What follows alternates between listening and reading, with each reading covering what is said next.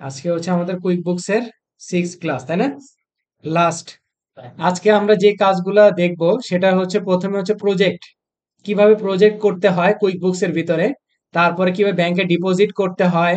আহ অনেক ধরনের যদি কাস্টমার থাকে, সেই কাস্টমার গুলোর স্টেটমেন্ট কিভাবে আমরা তৈরি করব। পেরোল আমরা দেখব। তারপরে হচ্ছে ভ্যাট রিটার্ন দেখব। তারপরে হচ্ছে মেক এ বাজেট, এবং হচ্ছে কিভাবে কুইক বুকস অনলাইনের সাথে ডেস্কটাকে কানেক্ট করতে হয়। ঠিক আছে? আর হচ্ছে পেরোল নিয়ে কিছু কথা বলবো, হ্যাঁ। আমি এটাকে এটা দিয়ে দিই।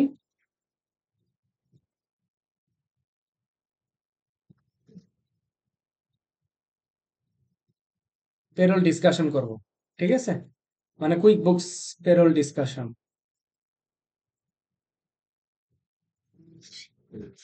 কুইক বুকস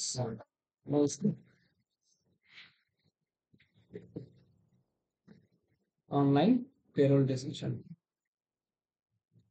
ওকে, আসেন প্রজেক্টটা অ্যাড করার জন্য আগে আমাকে সর্বপ্রথম আমি কি করব, ক্লায়েন্টের আমার ড্যাশবোর্ডে চলে যাব। এইবার একটু সবাই আমরা খেয়াল করে দেখি আমাদের প্রজেক্ট আমরা কোথায় পাবো। অবশ্যই আমার নেভিগেশন প্যানেলে যাব, তাই না? দেখেন তো প্রজেক্ট কি কোথাও আছে? Client review, dashboard, transaction, sale, expense, reports, তারপরে হচ্ছে payroll, budget, tax, my accountant apps, তাই না? প্রজেক্টটা কোথাও নাই। তাহলে সবার শুরুতে আগে আমাকে কি করতে হবে, প্রজেক্টটা আমাকে অন করতে হবে, তাই তো? এখন প্রজেক্টটা অন করার জন্য আমরা কোথায় যাব? গিয়ার আইকন থেকে অ্যাকাউন্টস এন্ড সেটিংস এর আন্ডারে চলে যাব।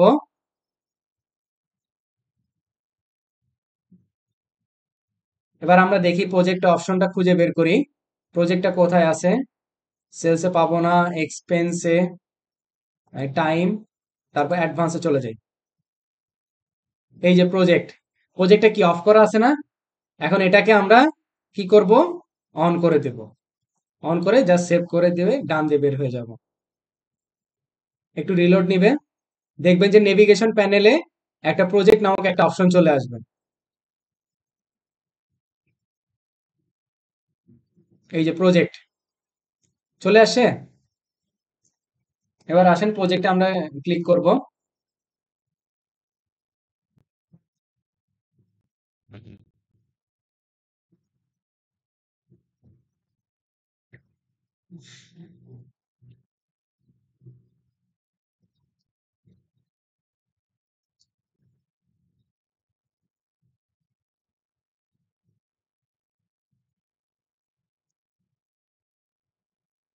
আচ্ছা, এখানে আমাকে প্রথমে কি বলতেছে তারা একটু ভালো করে যদি আমরা দেখার চেষ্টা করি।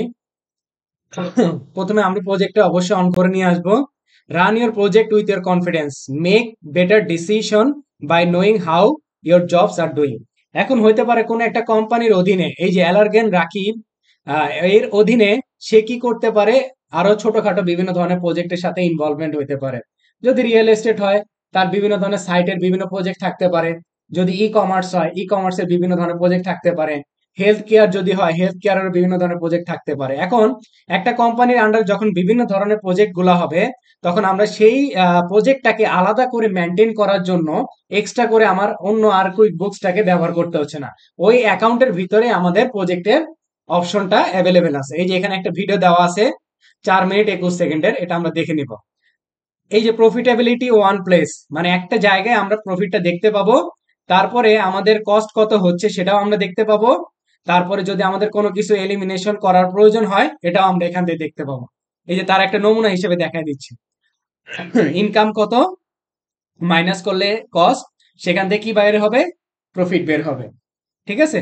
তাহলে আমরা প্রফিটটাকে অ্যাড করব, সরি, প্রফিটটা বের করার জন্য কোন একটা প্রজেক্টের স্টার্ট এই প্রজেক্টে চলে যাব।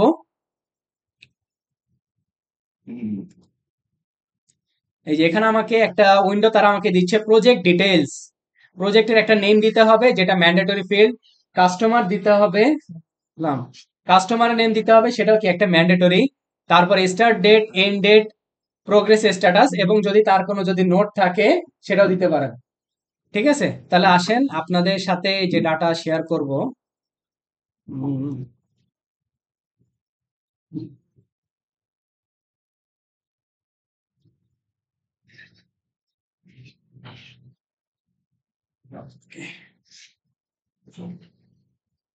এই যে আপনাদের সাথে 1 2 3 তিনটা প্রজেক্ট আপনাদের সাথে শেয়ার করছি আমি। আপনারা তিনটা প্রজেক্ট করবেন। দেখেন আমি যদি একটা দেখানোর চেষ্টা করি, এই যে ধরেন 2 নাম্বার প্রজেক্টটা যদি নিলাম, প্রজেক্টের নেম আমি দিছি, এটা কাস্টমার কে সেটাও আমি দিছি, স্টার্ট ডেট দিলাম, এন্ড ডেট আমি রাখছি, এমপ্লয় ইনফরমেশন। এই প্রজেক্টের ভিতরে 2 জন কর্মচারী কাজ করছে, তাদের ডিটেলস গুলো আমি দিছি, ঘন্টা প্রতি তারা কত কাজ করছে এবং টোটাল কত ঘন্টা তারা কাজ করছে, এই সম্পূর্ণ ডিটেলস এখানে আছে। কি কি ট্রানজেকশন ঘটছে, ইনকাম ট্রানজেকশন কিছু হয়েছে, কিছুটা এক্সপেন্স হয়েছে, কিছুটা আবার এমপ্লয় রিলেটেড কস্ট হয়েছে। ঘন্টাপতি যে কাজটা এটা তো স্যালারি, হ্যাঁ, এটাতে এমপ্লয়ি স্যালারি। জি জি। আচ্ছা, এরপরে আমি একটা স্টেপ বলে দিছি, মানে এই স্টেপটা বলার অর্থ হচ্ছে আপনি কিভাবে যাবেন একটা প্রজেক্টের ভিতরে বা কিভাবে জিনিসগুলা কাজ করবেন সেটার একটা ডিটেলস আমি ধারণা দিয়ে রাখছি। তাহলে আসেন প্রজেক্টটা আমি নাম কি, প্রজেক্টের নাম কি, মার্কেটিং ক্যাম্পেইন। আমি মার্কেটিং ক্যাম্পেইন নামে একটা প্রজেক্ট ক্রিয়েট করব। ওকে, প্রজেক্টের কাস্টমার আমার কি এক্স ওয়াই জেড কর্পোরেশন, না এক্স ওয়াই জেড কর্পোরেশন।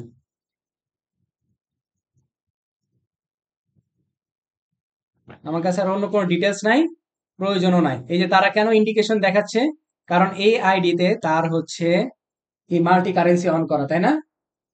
এই জন্যই এখানে ইন্ডিকেট দিচ্ছে যে after you save this customer you can't change their currency, মানে এই ব্যক্তির নামে এই কাস্টমারের নামে আর কারেন্সি চেঞ্জ করা যাবে না। আচ্ছা, আমাদের দরকার নাই, জাস্ট আমি নামটা দিয়ে সেভ করে দিলাম। এবার স্টার্ট ডেট, স্টার্ট ডেট কবে, জানুয়ারি 1 2024,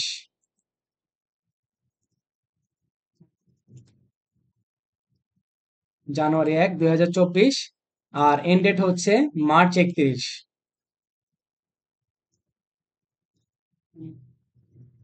মার্চ 31। এখন প্রজেক্টের status, not started, in progress, completed না ক্যান্সেল। অবশ্যই ইন প্রোগ্রেস, তাই না? আমাদের প্রথম অবস্থায় স্ট্যাটাসটা কি থাকবে, ইন প্রোগ্রেস। যখন 31 তারিখের পার হয়ে যাবে সেটাকে কমপ্লিট। তারপরে যদি আমি কোনো কারণে প্রজেক্টে ক্যান্সেল করে দিই তাহলে ক্যান্সেল স্ট্যাটাস থাকবে। নর্মালি কি ইন প্রোগ্রেসই আমাদের থাকবে। আর প্রজেক্ট রিলেটেড যদি কোনো আমার ন্যারেশন লেখার প্রয়োজন হয় আমি নোটসে লিখে দিয়ে জাস্ট সেভ করে দিব। এই যে আমার প্রজেক্টের ড্যাশবোর্ড চলে গেছে, একটু আমরা অল প্রজেক্টে চলে যাই। এই যে এটা হচ্ছে আমার প্রজেক্ট সেন্টার। এখন প্রজেক্ট সেন্টারে কি কি আছে একটু আমাদেরকে দেখতে হবে।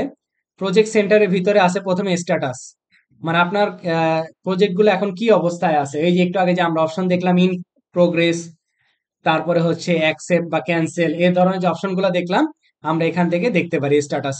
তারপর কাস্টমার, আপনার স্পেসিফিক কোনো কাস্টমারের জন্য যদি, এই যে আমরা একটু আগে কি করলাম এক্স ওয়াই জেড কর্পোরেশনের জন্য করলাম না, এটা দেওয়া মানে কি, এটা দেওয়া বেসিক্যালি হচ্ছে একটা ফিল্টার। আমার অনেকগুলো প্রজেক্ট থাকবে, অনেকগুলো প্রজেক্ট থাকবে, সেখান থেকে আমার খুঁজে বের করার জন্য এর একটা ফিল্টার তারা আমাদের কাছে দিচ্ছে। স্ট্যাটাস দিয়ে খুঁজতে পারি, কাস্টমার দিয়ে খুঁজতে পারি, এন্ড ডেট দিয়ে খুঁজতে পারি, অথবা আওয়ারলি বেসিসে খুঁজতে পারি, বা এছাড়াও আমি প্রজেক্টের নাম দিয়েও খুঁজতে পারি। তারপর হচ্ছে এখান থেকে আমি চাইলে নিউ প্রজেক্ট অ্যাড করতে পারি ডান পাশে ড্রপ ডাউন থেকে। তারপরে হচ্ছে ম্যানেজ সেটিংসও করতে পারি। এখান থেকে চাইলে আপনি প্রিন্ট আউট করতে পারেন, এখান থেকে চাইলে আপনি কি করতে পারেন, সিএসভি তে কনভার্ট করতে পারেন। তাহলে ড্রপ ডাউনটা যদি ক্লিক করি, দেখেন কনভার্ট ফ্রম সাব কাস্টমার, এগুলো আমাদের প্রয়োজন নাই। আমরা মার্কেটিং ক্যাম্পেইন একটা প্রজেক্টের ভিতরে আমরা ঢুকবো। তাহলে এই প্রজেক্ট এখন পর্যন্ত নীল অবস্থায় আছে। কি কি জিনিস আছে, ওভারভিউ, দেখেন ওভারভিউতে কি আছে, ইনকাম, কস্ট, দেন প্রফিট, ঠিক আছে। তারপরে আছে কি ট্রানজেকশন, যত ধরনের ট্রানজেকশন করবেন সব এখানে দেখাবে। টাইম অ্যাক্টিভিটি, শহীদুল ইসলাম ভাই আপনি বলছিলেন যে আমাদেরকে এমপ্লয়ি শিট দেখানো হয় নাই, তাই না? আমার মনে আছে এটা, এই যে এটা, এখানে যে জিনিসগুলো থাকবে আমরা এইখানেই করব, ঠিক আছে। তারপর প্রজেক্টের যে রিপোর্ট গুলা আমরা দেখতে চাই, project profitability, time cost, unbilled time and expense, project details, এই যে একটু আগে যে আমরা যে ডিটেলস গুলো লিখছিলাম সেই ডিটেলস গুলো আমাকে দেখাবে, চাইলে আপনি এখান থেকে এডিটও করতে পারেন। আর অ্যাটাচমেন্ট, যদি কোনো আপনার ফাইল থাকে, প্রজেক্ট রিলেটেড কোনো ছবি থাকে কোনো ডকুমেন্ট থাকতে পারে, সেটা আপনি এখানে আপলোড করে রাখতে পারেন। ঠিক আছে? আচ্ছা, এখন সবার আগে প্রশ্ন হচ্ছে আমি একটা প্রজেক্টের ভিতরে কি কি করতে পারি সেটা আমাকে বুঝতে হবে। এই যে এখানে ড্রপ ডাউন মেনুতে চলে যাবেন, ড্রপ ডাউন মেনুতে যাওয়ার পরে অ্যাড প্রজেক্টের পাশে invoice, receive payment, expense, estimate, time, bill, purchase order, এই কয়টা জিনিসই শুধুমাত্র আপনি কোন একটা প্রজেক্টের ভিতরে করতে পারবেন। এছাড়া অন্য কোনো কিছু আপনার প্রজেক্টের ভিতরে করা যাবে না।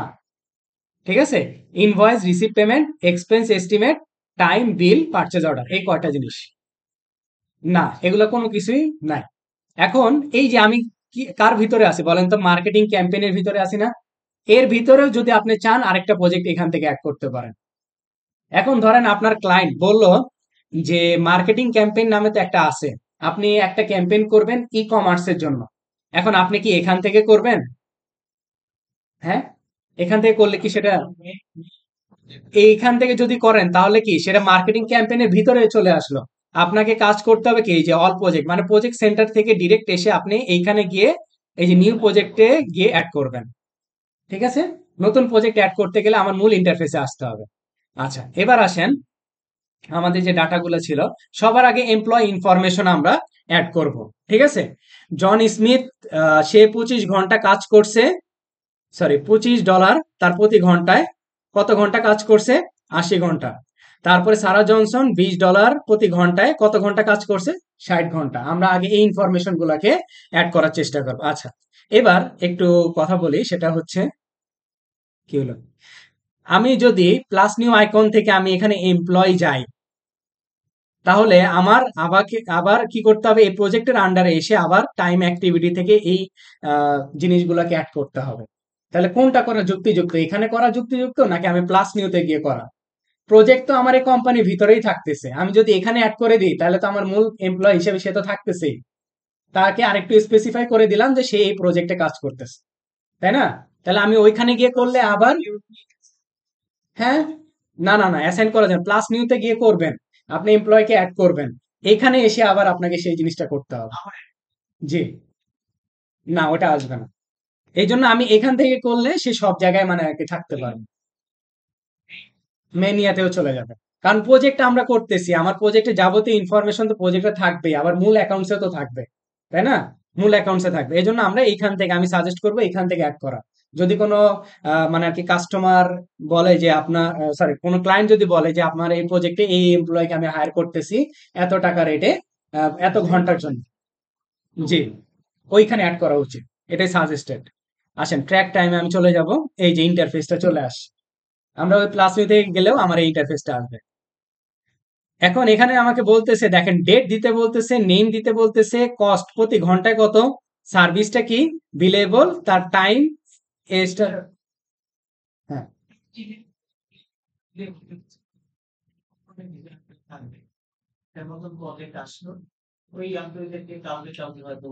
তারা তো এমপ্লয়ি, তারা তো এমপ্লয়ি,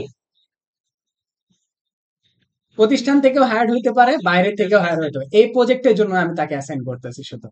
আর প্রতিষ্ঠানের ভিতরে যারা থাকবে তাদেরকে যদি আমি ইন্ডিভিজুয়ালি আলাদা আলাদা করে প্রজেক্ট আকারে দিই, সেক্ষেত্রে তো অবশ্যই প্রজেক্টের ভিতরে তাদেরকে নিয়ে আসবো আমি, তাই না? বাট তাদেরকে মেনটেন করার জন্য এখানে তো টাইম অ্যাক্টিভিটি একটা কাউন্টেবল হবেই, পাশাপাশি মূল অ্যাকাউন্টসে আরেকটা তাদের ক্রিয়েট করতে হবে। ঠিক আছে? আচ্ছা, তাহলে এবার আসেন আমরা একটু ডেটটা দিই। আচ্ছা, ডেটটা জানুয়ারি 1 তারিখে না? জন স্মিথ, মার্কেটিং ম্যানেজার, নেমের এখানে দিই জন স্মিথ, এখন নাই, আমি এটাকে অ্যাড করে নেব। জন স্মিথ, সে আপনার কে, এমপ্লয় না সাপ্লায়ার বলেন? এমপ্লয়, জাস্ট সেভ করে দিবেন। আচ্ছা, এবার আসেন ডেটটা, ডেটটা আমি একটু ঠিক করে নিব, ধরে নিলাম জানুয়ারির 1 তারিখে। ঠিক আছে? প্রতি ঘন্টায় তার কস্ট কত, প্রতি ঘন্টায় সে নিচ্ছে কত করে, $25 করে, 80 ঘন্টা, 25, আচ্ছা, 80 ঘন্টা করে নিচ্ছে। ঠিক আছে? এইখানে আপনি চাইলে সে কি সার্ভিস দিচ্ছে, মানে এই জন স্মিথ সে কি সার্ভিস দিচ্ছে, মার্কেটিং, তাই না? আমরা মার্কেটিং নামে একটা কি করতে পারি, একটা সার্ভিস অ্যাড করে নিই। মার্কেটিং নামে আমরা একটা সার্ভিস অ্যাড করে নিব। অ্যাড নিউতে চলে যাব, সার্ভিসে চলে যাব, নেম কি থাকবে, মার্কেটিং। আচ্ছা, সেল প্রাইস ধরে নিলাম সে 400 টাকা করে এটাকে সেল করতেছে। এই দেখেন বিলেবল টাইম চলে আসছে না? কেন চলে আসছে? ওই যে আমি ঘন্টা প্রতি বলে দিছি, কিন্তু সে তার 400 করে নিচ্ছে না। সে কত করে নিচ্ছে? 25 করে নিচ্ছে। তাহলে আমি এখানে বিলেবলে কত দিব? 25। আর কত ঘন্টা কাজ করছে? 80 ঘন্টা। এইবার একটু ভালো করে এখানে মনোযোগ দিয়ে দেখেন। এইচ এইচ, তারপর কি সেমিক্লোন দিয়ে তারপর এম। এইচ এইচ মানে কি? আওয়ার, কত আওয়ার করছে। আর এম হচ্ছে কত মিনিট, 80। ওইটা কি ওইটা? আমি একটা সার্ভিস তাকে দিয়ে অ্যাড করাইছি, যে এই যে মার্কেটিং যে সার্ভিসটা যদি কেউ আমার প্রতিষ্ঠান থেকে কেউ দেয় তাহলে 400 করে হবে, এই জন্য বিলেবল টাইম আসছে। জি, সেল প্রাইসই তো দিলাম আমি। Product price. প্রোডাক্ট প্রাইস না, সার্ভিস প্রাইস। সার্ভিস। সার্ভিসের প্রাইসটা আমি আগে সেট করে নিছি। আচ্ছা, এখন আপনি চাইলে এখান থেকে স্টার এন্টার, মানে কবে থেকে শুরু হয়েছে কবে শেষ হয়েছে সম্পূর্ণ জিনিস আপনি এখান থেকে মেনটেন করতে পারেন। এই যে দেখেন টাইম দেওয়া আছে, কয়টা থেকে শুরু করে কয়টা পর্যন্ত, এটাও আপনি কি এখান থেকে সিলেক্ট করে দিতে পারেন। আমার আপাতত কত, 80 ঘন্টা না? 80, তারপর সেমিক্লোন দিয়ে 00 লিখলাম। এই যে ভালো করে দেখেন নিচে কি আসছে লেখা, 80 আওয়ার্স এট 25 পার আওয়ার। কত আসে তার কস্টটা? $2000। ক্লিয়ার? মানে আর কি $25 করে সে চার্জ করতেছে। কত ঘন্টা সে কাজ করছে? 80 ঘন্টা কাজ করছে। কত এর জন্য? টোটাল কত? 2000-এর জন্য। এই যে কাস্টমারের নামটা কিন্তু অলরেডি আছে, XYZ কর্পোরেশন। তাহলে আমরা জাস্ট সেভ অ্যান্ড ক্লোজ করে দেব।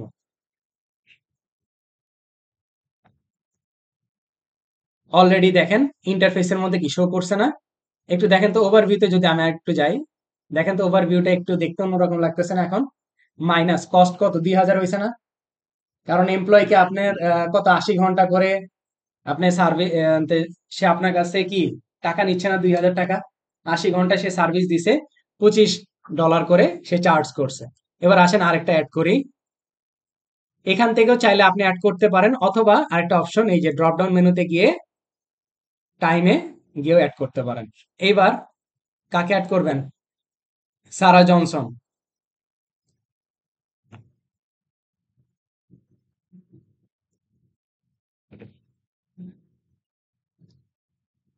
সারা জনসনকে আমরা অ্যাড করে দিলাম। এই নামে আছে অলরেডি। আচ্ছা, যেটার নাম আপনি অ্যাড করেন না, এই নামটা আমরা সেটা কি নাম? সারা জনসন নামে হয়তো ইয়ে ছিল। হ্যাঁ, সার্ভিস। অন্য অন্য ইয়েতে আমাদের অন্য হ্যাঁ, এইগুলাই আমরা আমি ইয়াতে দিছিলাম। একই এক খরচ বিরোধ কাজটা এমপ্লয়ি বা সাপ্লায়ার একটু প্রজেক্ট বেসিস কাজ করতে হবে। হ্যাঁ, এই প্রজেক্ট বেসিসে কাজ করতেছে। এই যে সেল প্রাইস ধরে নিলাম হচ্ছে সে 300 করে দিচ্ছে, গ্রাফিক্স ডিজাইনার। 7 ক্লোজ করে দিই। কিন্তু আমার তো 300 সে আমার কাছে রাখতেছে না, কত করে নিচ্ছে? $20 করে 60 আওয়ার্স। 60 আওয়ার্স, 60 লিখবো সেমিক্লোন দিয়ে 00। 60 আওয়ার্স, $20 করে, টোটাল কত? $1200। ঠিক আছে, মানে add.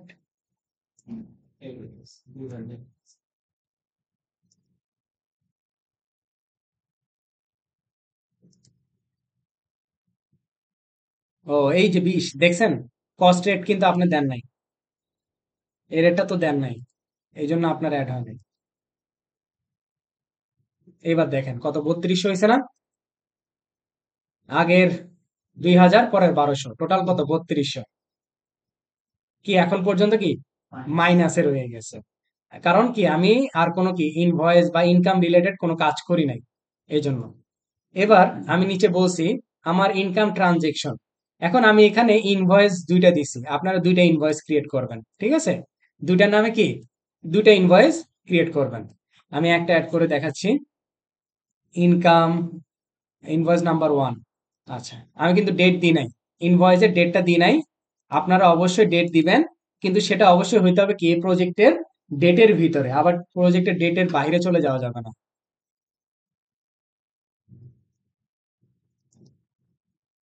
Okay. Start and completion টাইমের ভিতরে। হ্যাঁ,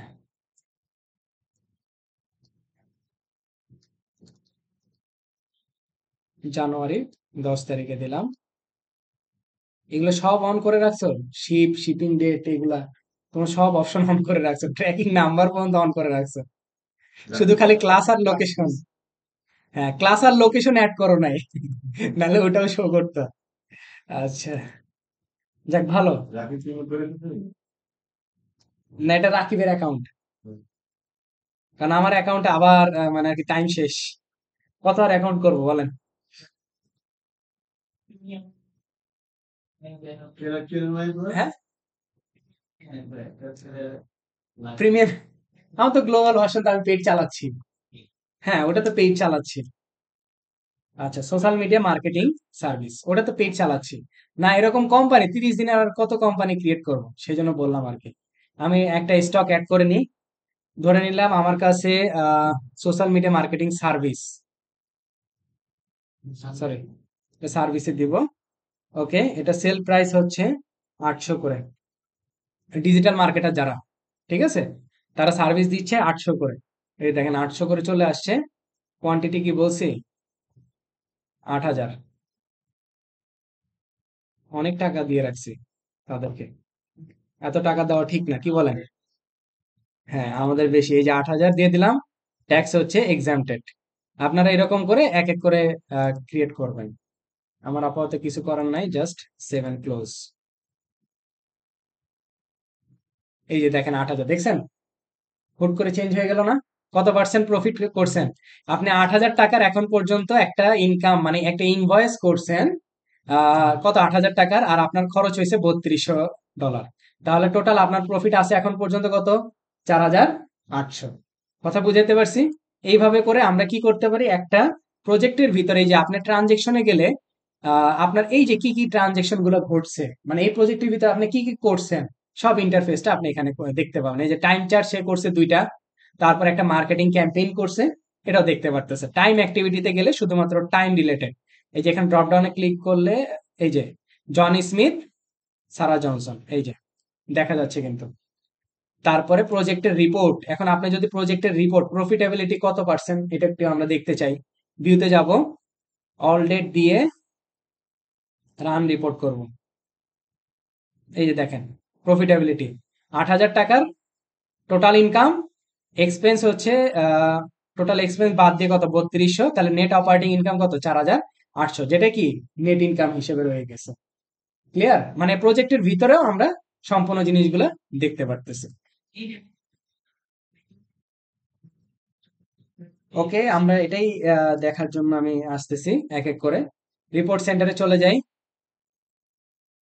প্রফিট অ্যান্ড লসে চলে যাই,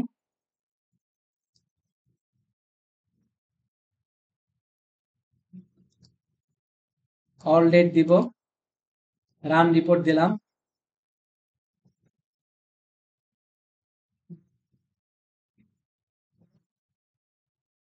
দেখেন তো,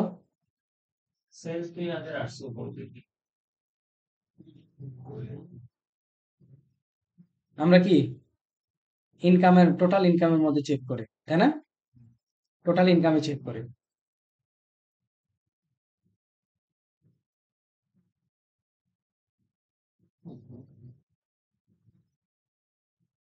এই যে দেখেন XYZ কর্পোরেশন আসছে,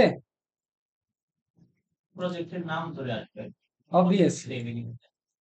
আমি তো রেভিনিউ বের করতেছি না, টোটাল কত, 8000, কারণ কি রেভিনিউতে 8000, আবার এক্সপেন্স হয়েছে, ওটা এক্সপেন্সে যে আমরা খুঁজে পাবো। বুঝাতে পারছি? প্রজেক্ট করা মানে কি, প্রজেক্টটা আপনার কি একটা কোম্পানির ভিতরে তো হচ্ছে, তাই না? তাহলে এটা সবসময় মনে রাখবেন, যখন প্রজেক্টে কোনো কাজ করবেন, সেটার কিন্তু ইম্প্যাক্টটা কিন্তু আপনার মূল অ্যাকাউন্টসেও থাকবে। হ্যাঁ, অবশ্যই। না, ওটা তো আপনার জন্য তো আলাদা সেকশন করেই আছে, আলাদা সেকশনে সব কাজ করে আপনি শুধু জাস্ট ফাইনাল অ্যামাউন্ট গুলাকে এখানে নিয়ে চলে আসবো। ঠিক আছে? তাহলে এইভাবে করে আমরা প্রজেক্টের বাকি যে সম্পূর্ণ কাজগুলো আছে, কাজগুলো আপনারা সম্পাদন করবেন। ৩টা প্রজেক্ট আমি দিছি, ৩টা প্যাটার্নের। একটা হচ্ছে ই-কমার্স, একটা তো দেখালাম, একটা হচ্ছে কি মার্কেটিং ক্যাম্পেইন, আর প্রথমটা কি ওয়েবসাইট ডেভেলপমেন্ট। তরিকুল ভাইয়ের সব থেকে ফেভারিট জিনিস ওয়েবসাইট ডেভেলপমেন্ট, তাই না ভাই? জি। হ্যাঁ, এই ৩টা জিনিস আপনারা কমপ্লিট করবেন। ঠিক আছে, ইনশাআল্লাহ। এরপরে আসেন কাস্টমার স্টেটমেন্ট রেডি করা। আমরা একটু কাস্টমার স্টেটমেন্ট দেখব। কাস্টমার স্টেটমেন্ট আমরা কোথায় পাই? কাস্টমার গুলো কোথায় পাই বলেন তো? হ্যাঁ, সেলস এর আন্ডারে গেলেই তো পাবো। সেলস এর আন্ডারে গেলে কাস্টমার, দেখি সে কি কি কাস্টমার করে রাখছে। অনেক কাস্টমার না? আমরা তো ইয়ে করলাম না এটা।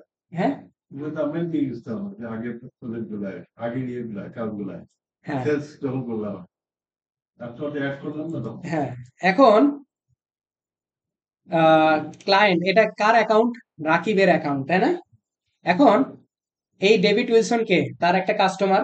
ডেভিড উইলসন রাকিবকে বলল যে আমাকে একটা স্টেটমেন্ট দেন, আপনার সাথে আমি কত ধরনের ট্রানজেকশন করছি, কি কি আপনার সাথে ঘটছে, সেই ইনফরমেশন গুলো আমাকে দেন। এখন সে কিভাবে করবে? সে তো জানে না। সে তো না জানার জন্য আমার মতো কি অ্যাকাউন্টেন্টদের হায়ার করছে, তাই না? না, আমরা তো জানি। এখন আসেন কোথায় যাব? এই কাস্টমার থেকে একেবারে এই কর্নারে গিয়ে ড্রপ ডাউন মেনুতে চলে যাব, ক্রিয়েট স্টেটমেন্ট। সরি, এই যে ক্রিয়েট স্টেটমেন্ট, ঠিক আছে? ক্রিয়েট স্টেটমেন্ট, অথবা আমরা এটাকে কাস্টমারকে ওপেনই করতে পারি। কাস্টমারকে ওপেন করে দেন আমরা এখান থেকে কি চলে আসছে এটা,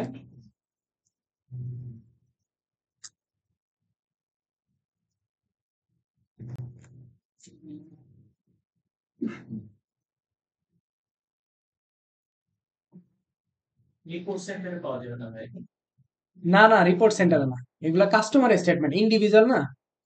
ওই যে এটা আসছে এটা।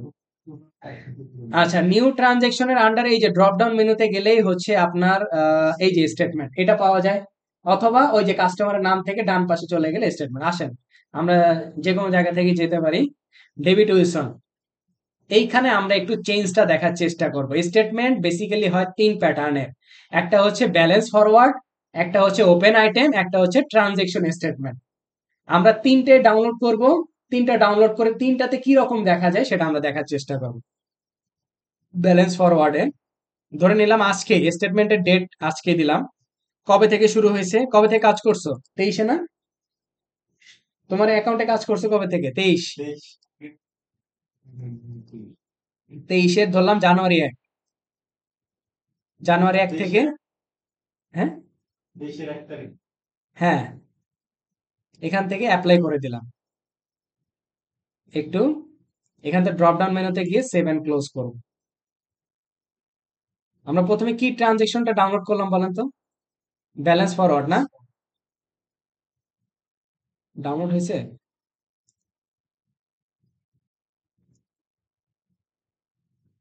হয় নাই তো।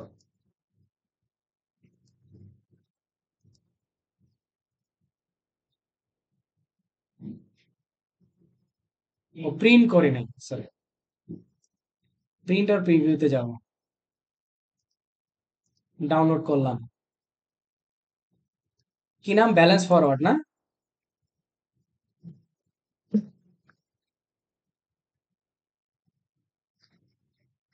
ওকে, এরপরে আসেন আমরা একটা চেঞ্জ করে দিই, ওপেন আইটেম। আজকের স্টেটমেন্ট ডেটই রাখলাম, অ্যাপ্লাই করে দিই, প্রিন্টার প্রিভিউতে চলে যাব। আপনাকে 3টা ডিফারেন্স বুঝতে হবে।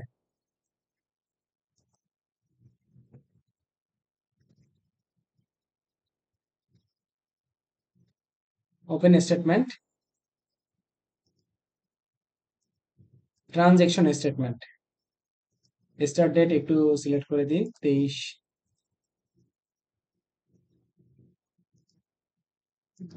জানুয়ারি 1 তারিখ থেকে এন্ড ডেট। প্রিন্টার প্রিভিউতে যাব,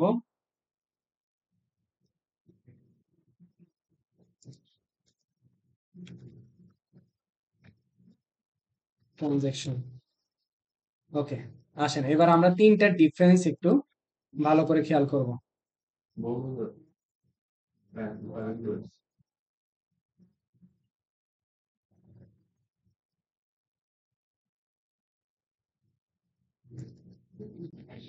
দেখেন, যখন ট্রানজেকশন রিপোর্টে থাকি তখন কি দেখাচ্ছে?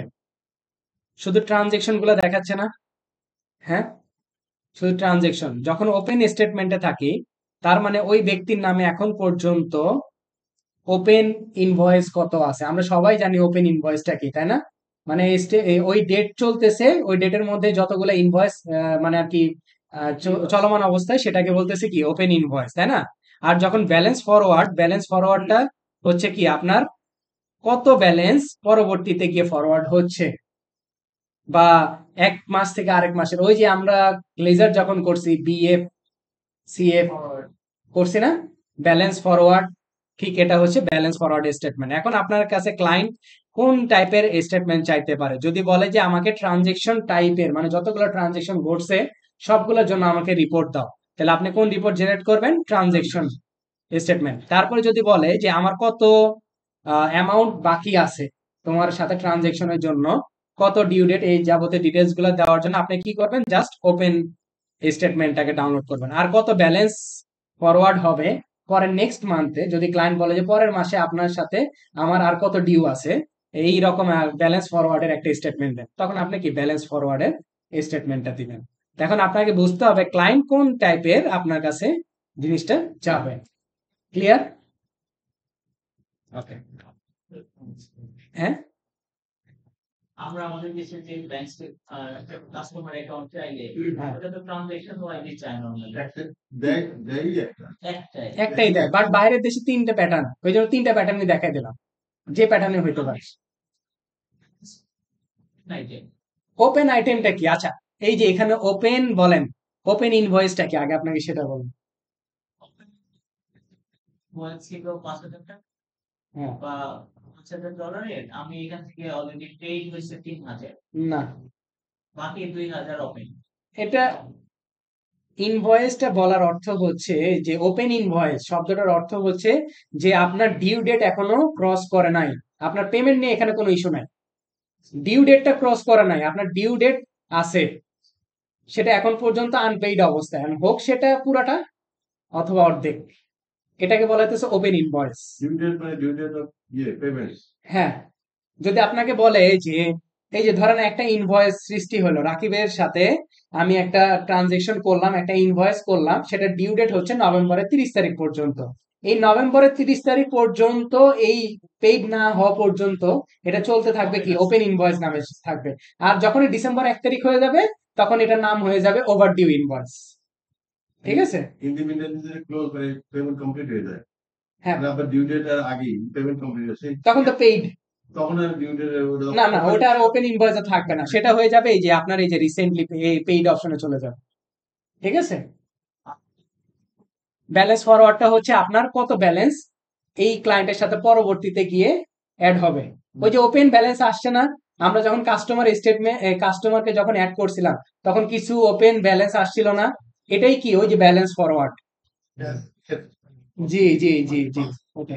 আমি তো ওটা বললাম যে মানে লেজার আপনার ওয়ান কাইন্ড অফ লেজারের ব্যালেন্স। ওকে, এরপরে আসেন ভ্যাট রিটার্ন। ভ্যাট রিটার্ন তৈরি করা। ভ্যাট আমরা কোথায় খুঁজে পাবো? ভ্যাট রিটার্নটা ট্যাক্সে চলে যাবে অবশ্যই, ওই যে সেলস ট্যাক্স, নো ভ্যাট, এই যে তিনটা অ্যাড করছে, চারটা, পাঁচটা, ছয়টা, সাতটা, সাতটা সে ট্যাক্স অ্যাড করছে। এখন এখানে কিছু কথা বলি সবার সাথে। What a nice, nice view.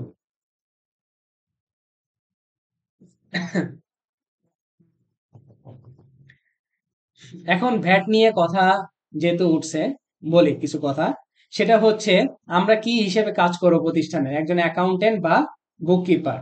ভ্যাটের কাজগুলা করে হচ্ছে যারা প্রফেশনাল কোন ডিগ্রিধারী ব্যক্তি, যেমন হচ্ছে আপনার সিপিএ হোল্ডার, ওয়ার্ল্ড ব্যাপী যেগুলো চলে বা এসিসিএ বা এফসিএ এরা করতে থাকে। এখন তাহলে আমাদের কাজটা কি?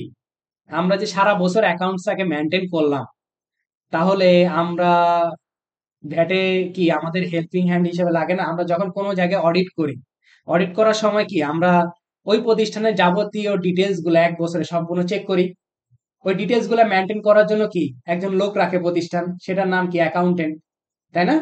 আমরা কি ঠিক তাই, আমরা অ্যাকাউন্টেন্ট। এখন যখন একজন অডিটরের কাছে যাবে এই রিপোর্ট গুলা, তখন সে কি করবে? এই জিনিসগুলাকে চেক করবে, চেক করে দেন রিপোর্টটাকে দেন কি সে ভ্যাটটা বা ট্যাক্সটা সাবমিট করার জন্য ক্লায়েন্টকে বলবে, তাই না? এখন আমরা এই যে যতগুলা কাজ করলাম, এই যে কুইক বুকসে ইনভয়েস বলেন, এক্সপেন্স বলেন, বিল বলেন, যা কিছু করছি সবগুলা থেকে আমরা ভ্যাট গুলা দিয়ে গেছি না? এই ভ্যাট গুলা কি অটোমেটিক একটা কাউন্টিং হয়েছে না? এই কাউন্টিংটা নিয়ে আমরা কি করব? একটা রিটার্ন প্রিপেয়ার করব। আমাদের কাজটা হচ্ছে কি রিটার্নটা প্রিপেয়ার করা, করে আমরা ক্লায়েন্টকে দিব। ক্লায়েন্ট কি করবে? ওই যে এজেন্সি গুলা, যে এজেন্সি গুলা ওই যে ট্যাক্সের বাংলাদেশের ক্ষেত্রে যেগুলো বলি উকিল, ট্যাক্সের উকিল বা ভ্যাটের উকিল, তাদের কাছে নিয়ে যায়। নিয়ে গিয়ে সেগুলো পরীক্ষা করা, যাচাই বাছাই করা, দেন সে কি করে? পেমেন্ট করে।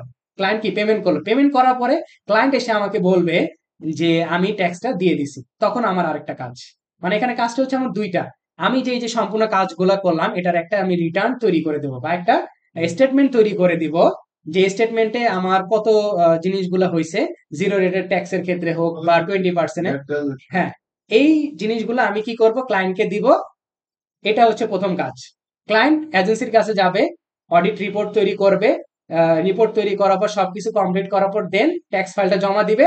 জমা দেওয়ার পর এসে ক্লায়েন্ট আবার আমাকে এসে বলবে যে আমি কিন্তু ট্যাক্সটা জমা দিছি, দেন আমার আরেকটা কাজ করতে হবে। মানে এখানে কাজ জাস্ট দুইটা, একটা ভ্যাট প্রিপারেশন করা, আর ক্লায়েন্ট ট্যাক্স দিয়ে আসার পরে যেটা করবে সেটাকে কাজ।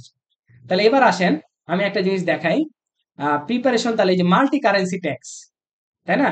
এইখানে দেখেন, এইখানে স্টেটমেন্টে open item, start date, end date, fill date, value, VAT date, পেমেন্টের যাবতীয় কিছু আছে। আমরা এখান থেকে যাব কিসে? প্রিপেয়ার রিটার্নে চলে যাব। ঠিক আছে? প্রিপেয়ার রিটার্নে যদি আমি ক্লিক করি, দেখেন এখানে একটা ইন্টারফেস শো করতেছে, মানে সে এই রিলেটেড যাবতীয় যা করছে সম্পূর্ণ জিনিস তার এখানে অ্যাভেলেবেল। এখন নর্মালি বাইরের দেশে কি কোয়ার্টারলি বেসিসে হয়, আর আমরা যে কোম্পানির স্টার্ট করছিলাম সেটা শুরু হয়েছে হচ্ছে এপ্রিল, তাই না? এপ্রিল 2023 থেকে। ওকে, হ্যাঁ এপ্রিল 2023 থেকে। কয় মাস কোয়ার্টারলি যদি হয়? এপ্রিল, মে, জুন। জুনে কত? 30। দেখেন এই পর্যন্ত মাল্টি কারেন্সি নিয়ে সে কত ডলার তার ট্যাক্স ডিউ আসছে? 6.34। এই যে এই রিলেটেড সে যা যা করছে সম্পূর্ণ জিনিস এখানে অ্যাভেলেবেল দাও। এখন আমার কাজ কি? এখন আমার কাজ হচ্ছে মার্কেস ফাইল। মানে আমি কি করব? অবশ্যই এটাকে ডান দেওয়ার আগে অবশ্যই ডেট গুলা চেক করে নিবেন। কারণ আপনি যখন এন্ড ডেটটাকে দিয়ে দিয়ে এখন কন্টিনিউ যদি করেন, এন্ড ডেটটা লক হয়ে যাবে, আপনি কিন্তু তখন আর এডিট করতে পারবেন না। আমার ঠিক আছে, আমি কন্টিনিউ দেবো। এই যে এখান থেকে চাইলে আপনি প্রিন্টও করে নিতে পারেন। এই যে এখান থেকে প্রিন্ট অপশন আছে, আপনি চাইলে এখান থেকে কি প্রিন্টও করে নিতে পারেন। আচ্ছা, পে লেটার সেন্টারটা কি দেখা যায়? এই যে দেখেন সেন্টারটা এখন কি দেখাচ্ছে? রেকর্ড পেমেন্ট দেখাচ্ছে না? আমি কি করলাম? ভ্যাটটা প্রিপারেশন করলাম। প্রিপেয়ার করার পরে কি এই যে প্রিন্টটা নিয়ে কি আমি আমার ক্লায়েন্টকে বললাম যে আপনি চলে যান অডিট অফিসারের কাছে বা কোনো সিপি এর কাছে বা কোনো এরকম প্রফেশনাল এজেন্সিদের কাছে। সেখানে গেল, সম্পূর্ণ প্রসেস কমপ্লিট, ভ্যাটটা জমা দিয়ে আসলো। হ্যাঁ, করে দিয়ে আসার পরে সে আমাকে বলল যে আমি ভ্যাটটা পেমেন্ট করে দিচ্ছি। এবার কাজ হচ্ছে আমার রেকর্ড পেমেন্ট। এই যে রেকর্ড পেমেন্ট চলে আসে, আপনি কোথা থেকে করতেছেন? সে আপনাকে বলল ব্যাংক অফ আমেরিকা থেকে আপনি পেমেন্টটা করতেছেন। তাহলে আপনি সোর্সটাকে ক্লিক করে দিবেন। পেমেন্ট টাইপ, এটা কি? আপনি তো অবশ্যই পেমেন্ট করতেছেন, রিফান্ড তো আর পাচ্ছেন না। যদি রিফান্ড পান তাহলে রিফান্ড ক্লিক করুন। পেমেন্ট করবো আমি মাল্টি কারেন্সি কত ডলার? 6.34। পেমেন্ট ডেট কত দিছিলাম? আহ এপ্রিল, মে, জুন দিছিলাম, তাই না? তাহলে জুলাই, জুলাইয়ের 1 তারিখে ধরেন আপনি পেমেন্ট করছেন। হ্যাঁ, যদি কোনো ন্যারেশন থাকে লিখে জাস্ট সেভ করে দিবেন। রেকর্ডেড হয়ে গেছে আপনার।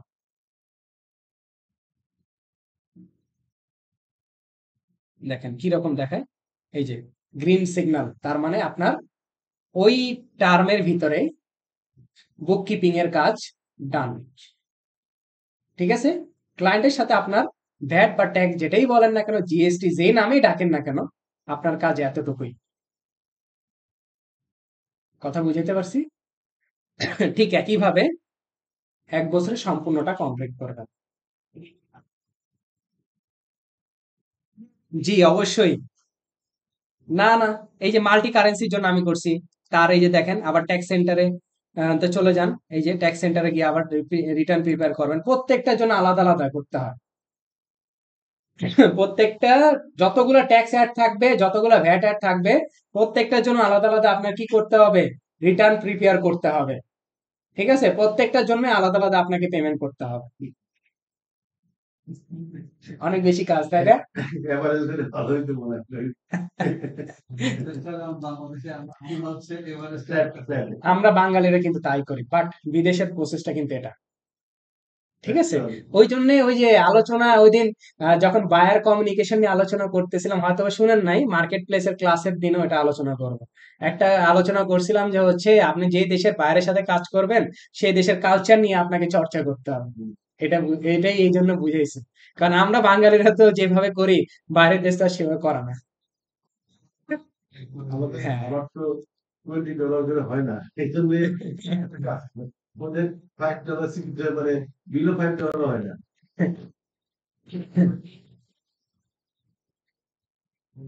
হুম। এগুলো জার্নালি যে দেখেন যে মানে ব্র্যান্ড যখন সাপোজ সেল করলাম, তখন ব্র্যান্ডের জার্নাল কি হলো, আবার যখন আপনার পারচেজ করলাম। আপনি যে ট্রানজেকশনটা এন্ট্রি দিচ্ছেন না, ওই ট্রানজেকশনের ওই যে ট্রানজেকশন যে জার্নালটা, ওইখানে গেলে আপনি দেখতে পাবেন।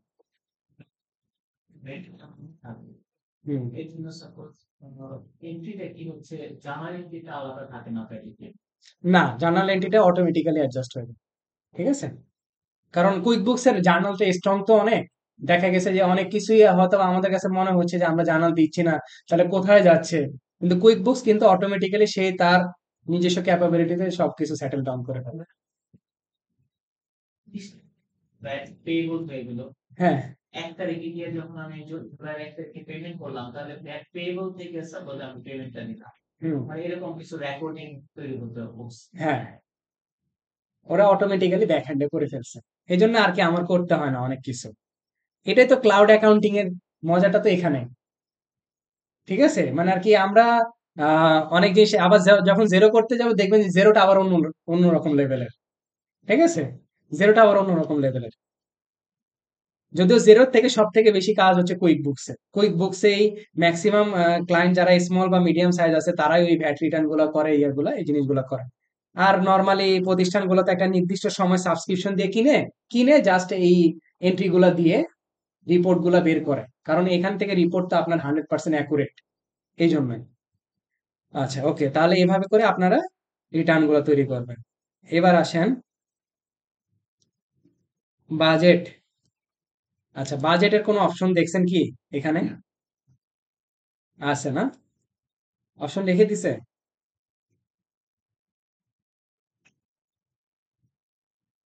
এখান থেকেও যাওয়া যায়, আসলে আগে এই বাজেট নামক এই অপশনটা ছিল না। এটা তো কোনো অ্যাকাউন্টিং এর মেথড না, এটা আমরা খুঁজে কই পেতাম জানেন? এটা খুঁজে পেতাম হচ্ছে আমরা রিপোর্ট সেন্টারে যদি যাই, রিপোর্ট সেন্টারে যদি যাই,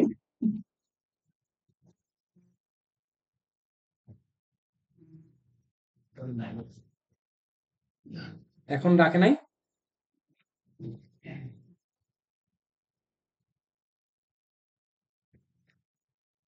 এখন আর রাখে নাই। আচ্ছা, তোমার এটা কি প্লাস না অ্যাডভান্স বলো তো? প্লাস দিয়ে করছো না? যাক, তাদের কত আপডেট নিবে তারা, নিতে থাকো। আসেন আমরা বাজেটে চলে যাই। এখন বাজেট বলতে আমরা কি বুঝি নরমালি?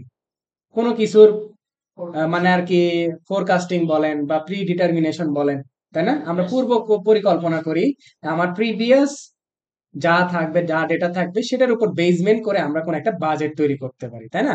তো এখন আসেন, আমরা চাইলে আপনি কোনো বাজেট এখানে ডিরেক্ট ইম্পোর্টও করতে পারেন, ইম্পোর্ট করার অপশনও আছে।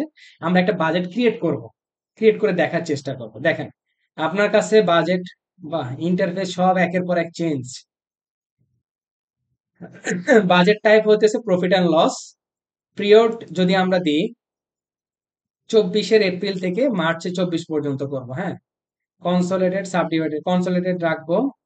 কাস্টম বাজেট একটাই অপশন রাখছে আমার। আচ্ছা, আপাতত আর কিছু দিব না, এখানে দেখি কি অবস্থা হয়। এই যে দেখেন, একটা আমার সামনে কত তারিখ থেকে দিলাম, এপ্রিল 2023 থেকে কত তারিখ পর্যন্ত তৈরি করব, মার্চ 2024 পর্যন্ত ক্রিয়েট করব। তাহলে আহ, আপনার কাছে যে ডাটাগুলো অ্যাভেলেবেল আছে সেই ডাটাগুলো ব্যবহার করে আপনি কি করবেন, এই কাজগুলো করবেন। ধরেন এই যে সেলস অফ প্রোডাক্ট ইনকাম, আমি এখানে চলে যাই। প্রোডাক্ট ইনকাম এপ্রিল 2023-এ ধরলাম, এপ্রিলে আমার সেল হবে হচ্ছে কত, $1000। ঠিক আছে, এপ্রিলে সেলস হবে $1000। এখন এই যে পাশে যে তীর চিহ্ন, এটা দেওয়ার মানে কি? যদি আমি এটা ক্লিক করি, দেখেন সব জায়গায় 1000 করে চলে যাবে, কপির উপরে। কপি পেস্টের মতো। এখন আপনি গিয়ে যদি একটা জায়গায় চেঞ্জ করেন, সব জায়গায় আপনার এক বছরের টোটাল কত হবে সেলস অফ প্রোডাক্ট ইনকাম, আপনি সেখানে গিয়ে চেঞ্জ করতে পারেন। এখন এই বাজেটটা কিন্তু আমরা কি প্রতি মাসে আলাদা আলাদা করতেছি, আপনি চাইলে কি একটা বছরেও করতে পারেন। এই দেখেন এক বছরে আপনার টোটাল বাজেটটা কত। ধরেন আপনি যদি বলেন যে এক বছরে আমার টোটাল সেল অফ ইনকাম হবে $24,000, ঠিক আছে, এটাও করতে পারেন। এক বছরে যদি আপনি কোয়ার্টারলি করতে চান, এই 24,000-কে সে কি করছে, কোয়ার্টারলি ভাগ করে নিছে, 4 6 24,000। মান্থলি করতে চাইলে দেখেন 24,000 টাকা সে একেবারে 2,000 করে এক বছর ধরে নিয়ে গেছে। বুঝতে পারছি? এখন ধরেন আপনার আগস্টে আপনি মনে করতে আপনার চেঞ্জ করার দরকার, ওকে ফাইন, আপনি এখানে ম্যানুয়ালি অ্যাড করেন, ধরে নেন 3,000, 3,000 অ্যাড হয়ে গেছে। ক্লিয়ার? কিন্তু এটা যে ইয়ে কম হলেও মানে কোনটা? বাড়লো যে 1,000 এই যে অ্যামাউন্টটা বেড়ে গেছে, তো অবশ্যই তো বাড়বে, কারণ এটা হচ্ছে কি আপনার অ্যাক্রুয়াল, মানে আর কি বাজেটের টোটাল বাজেট। এই যে এটা হচ্ছে কি আপনার টোটাল বাজেট, তাই না? মানে আপনি এদিকে যা করবেন সম্পূর্ণ যোগফল হবে কি বাজেট টোটালে এসে। আর এই আগে এই পাশের গুলো হচ্ছে আপনার প্রিভিয়াস। হ্যাঁ, এই যে আগে ধরেন কস্ট অফ সেলস, আপনি 2000 এপ্রিল 2023-এ মনে করলেন যে আপনার হবে হচ্ছে 500, তারপরে ধরে নিলেন যে 800, তারপরে ধরে নিলেন 1000, তারপরে ধরে নিলেন হচ্ছে 700। হ্যাঁ, ম্যানুয়ালি। আর যদি আপনি মনে করেন যে সেম অ্যামাউন্টই সবগুলো নিয়ে চলে যাবেন, জাস্ট ক্লিক করে দিবেন, সব আগে চলে যাবে। ঠিক আছে, সেম অ্যামাউন্টটাই। এই বাজেট থেকে complete forecast. Forecast, just one kind of forecast, এখানে নিয়েতে এত আমার মানে প্যানিক হওয়ার কিছু নাই। ধরেন আমি এটাকে এখন প্রিন্ট করব, এই যে এখানে এক্সপোর্ট অথবা প্রিন্টের পাশে আমি এক্সপোর্ট অ্যাজ এ পিডিএফ দিলাম। ল্যান্ডস্কেপে, ল্যান্ডস্কেপ করবো, ও একটাই অপশন।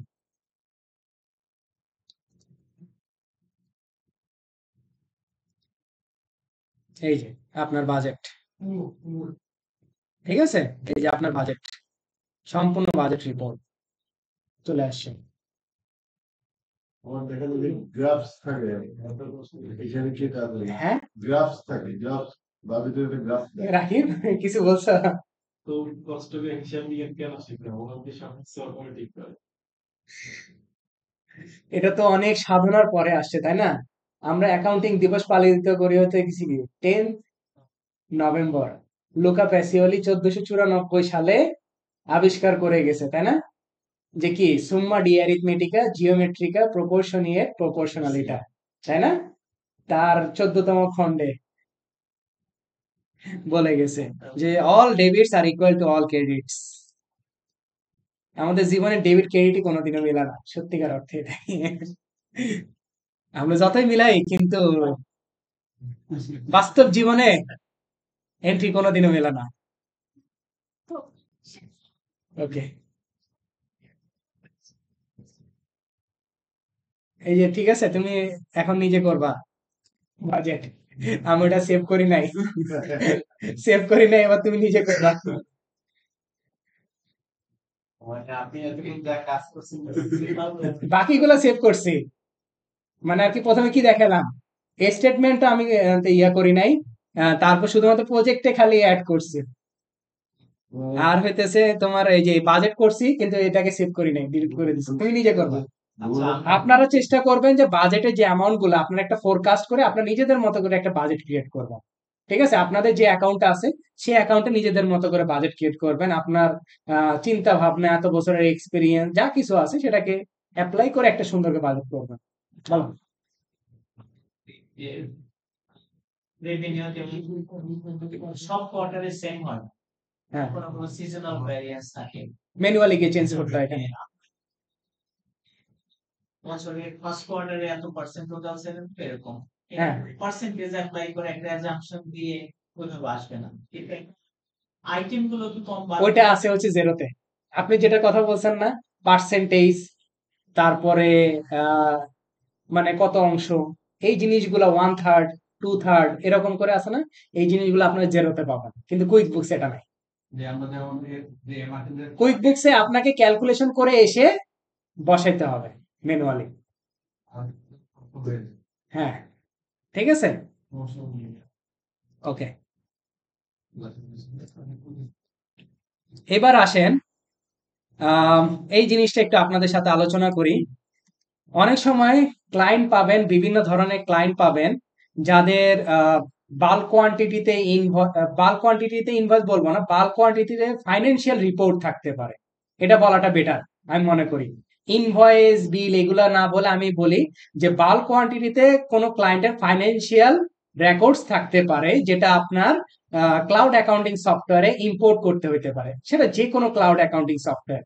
আর সব থেকে বেশি তো আমরা ব্যবহার করি হচ্ছে কুইক বুকস বা জেরো। ঠিক আছে, এখন এই যে বাল্ক কোয়ান্টিটির যে ফাইন্যান্সিয়াল রেকর্ড গুলা, সেটা যখন আপনার ক্লাউড অ্যাকাউন্টিং সফটওয়্যারে ইম্পোর্ট করতে যাবেন, তখন আপনাকে থার্ড পার্টি অ্যাপস এর সহায়তা নিতে হবে। এখন থার্ড পার্টি অ্যাপস এর ভিতরে সব থেকে জনপ্রিয় হচ্ছে ডেক্সট, যেটা আপনাদের ওই যে আলোচনা করছিলাম তাই না মিটিং এ। ডেক্সট, ডেক্সট একটা হইতে পারে, এই যে ডেক্সট। আচ্ছা, তারপরে হইতে পারে আরেকটা কি, হাফডগ, তাই না? ডেক্সট হইতে পারে, হাফডগ হইতে পারে, যে কোনোটা আপনার ক্লায়েন্ট যে কোনোটা ইউজ করতে পারে। ঠিক আছে, আচ্ছা এখন আরেকটু বলে নিই, এই যে অ্যাকাউন্ট গুলা 14 দিন পর পর ট্রায়াল ভার্সন শেষ। এখন আমার পক্ষে তো প্রতি ব্যাচেই অ্যাকাউন্ট করাটা একটা ডিফিকাল্ট, বাট আমি কি করছি, প্রত্যেকটা স্টেপের স্ক্রিনশট নিয়ে রাখছি, সেটা হচ্ছে লেটেস্টটা, নট অনেক আগেকার, কারণ এগুলো কি থার্ড পার্টি অ্যাপস গুলো কি প্রতিনিয়ত চেঞ্জ হচ্ছে। এখন প্রত্যেকটা স্টেপ আমরা দেখব। একটা ক্লায়েন্টকে যখন আমি তাকে সাজেস্ট করব যে আপনি ডেস্কটা ব্যবহার করেন, বা সে যখন কোনো তার ফাইন্যান্সিয়াল রেকর্ড গুলা ডেস্কটে ইম্পোর্ট করলো, ইম্পোর্ট করার পরে আমি সেই জিনিসটাকে কিভাবে কুইক বুকস এর সাথে কানেক্টেড করতে পারি, এটাই হচ্ছে আমার মূল কাজ। ঠিক আছে, এর জন্য আমরা একটা স্লাইড দেখব।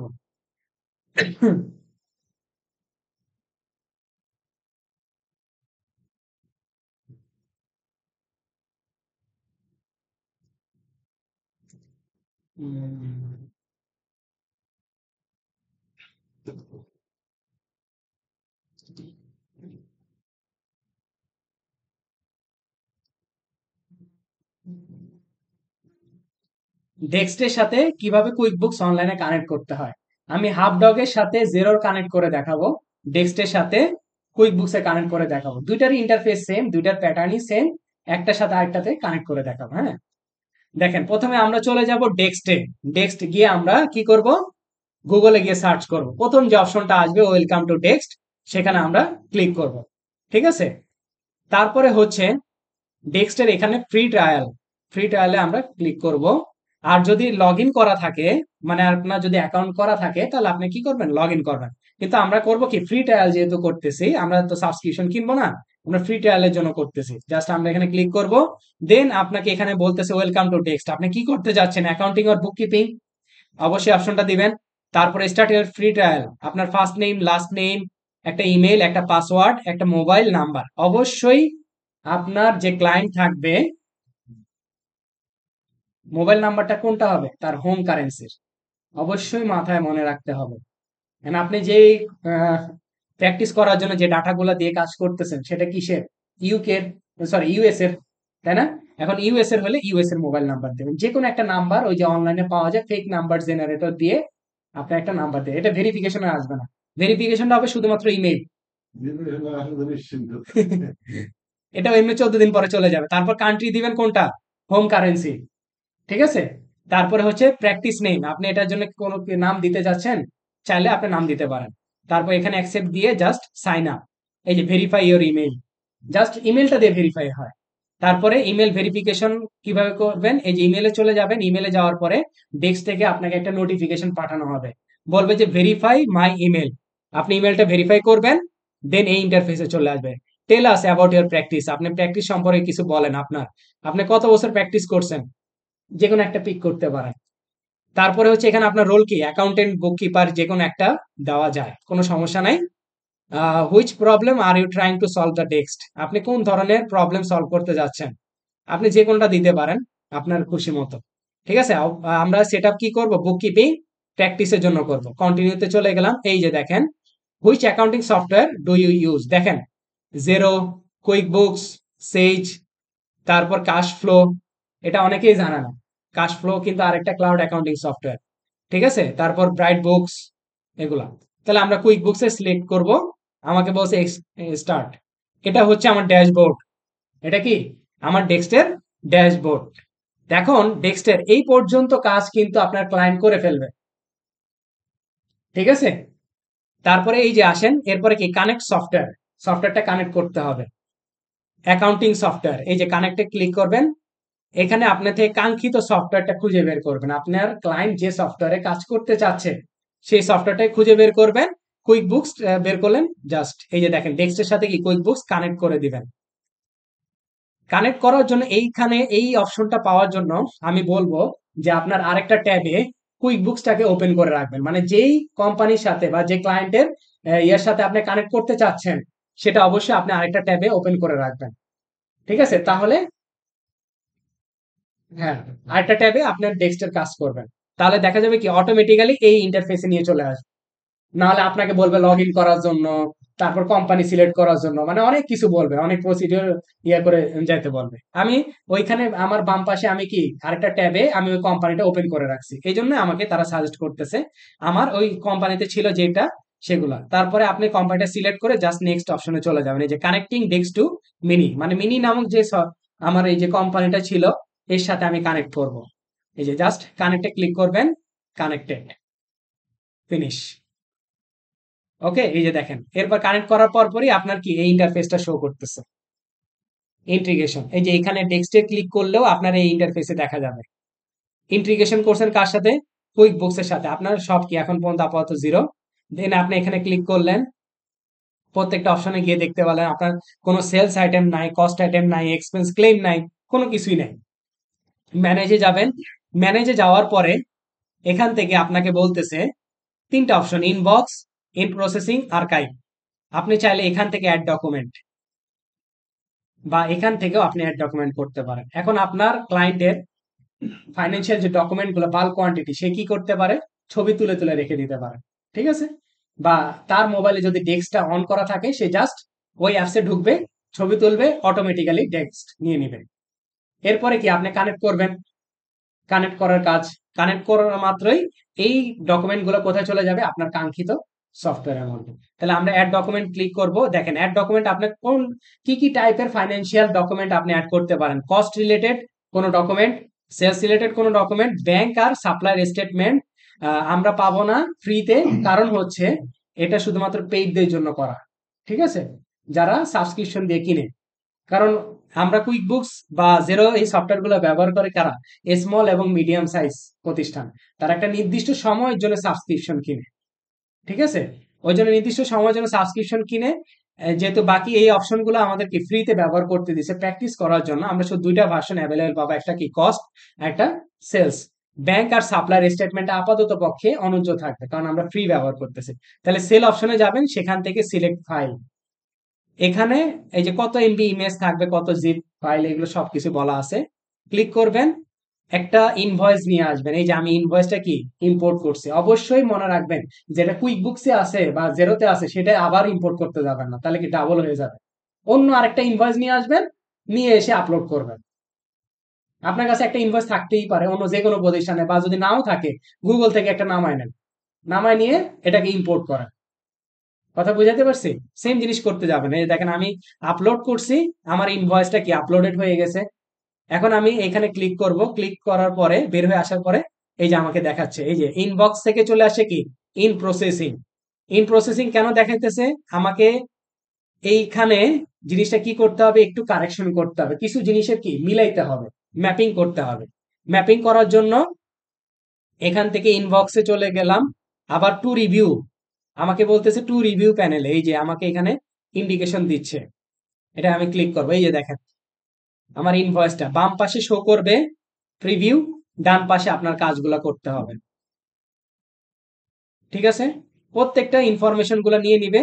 নেওয়ার পরে সমস্যাটা হচ্ছে কোন একটা ইনভয়েসে দুইটা লাইন থাকতে পারে, তাই না? এখন ওই দুইটা লাইন আপনি কিভাবে ক্রিয়েট করবেন? এই যে ক্রিয়েট লাইন আইটেমস, এখানে গিয়ে লাইন আইটেমসে ক্লিক করবেন। ক্লিক করার পরে এই যে আপনার সামনে এই ইন্টারফেসটা আসবে।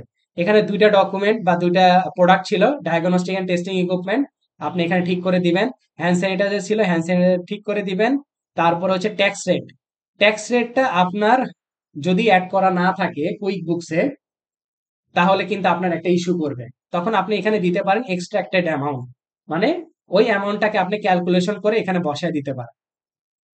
ঠিক আছে, আর যদি অ্যাড করা থাকে জাস্ট এখান থেকে ট্যাক্স রেটটাকে কি সিলেক্ট করে দিব যে এত পার্সেন্ট ট্যাক্স রেট। আমার যেহেতু অ্যাড করা ছিল না, এই জন্য আমি দিছি কি এক্সট্রাক্টেড অ্যামাউন্ট।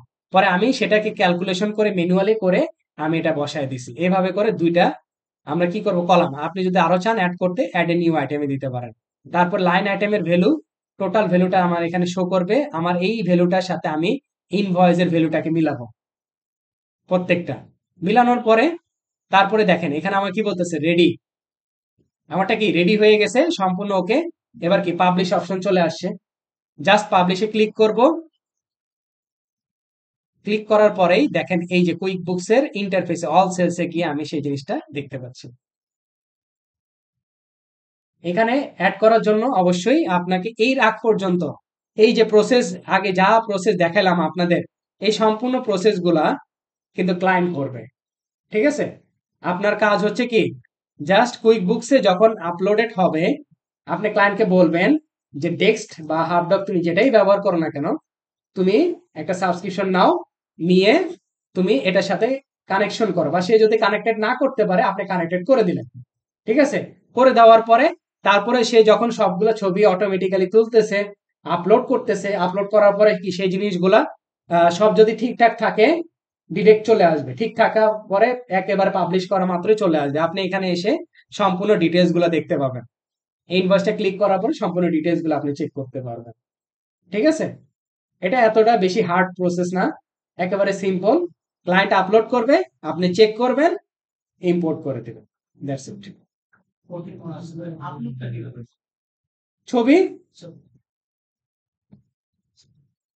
এটাও কঠিন মনে হচ্ছে ফয়সাল ভাই? কানেক্ট করা অনেক কঠিন।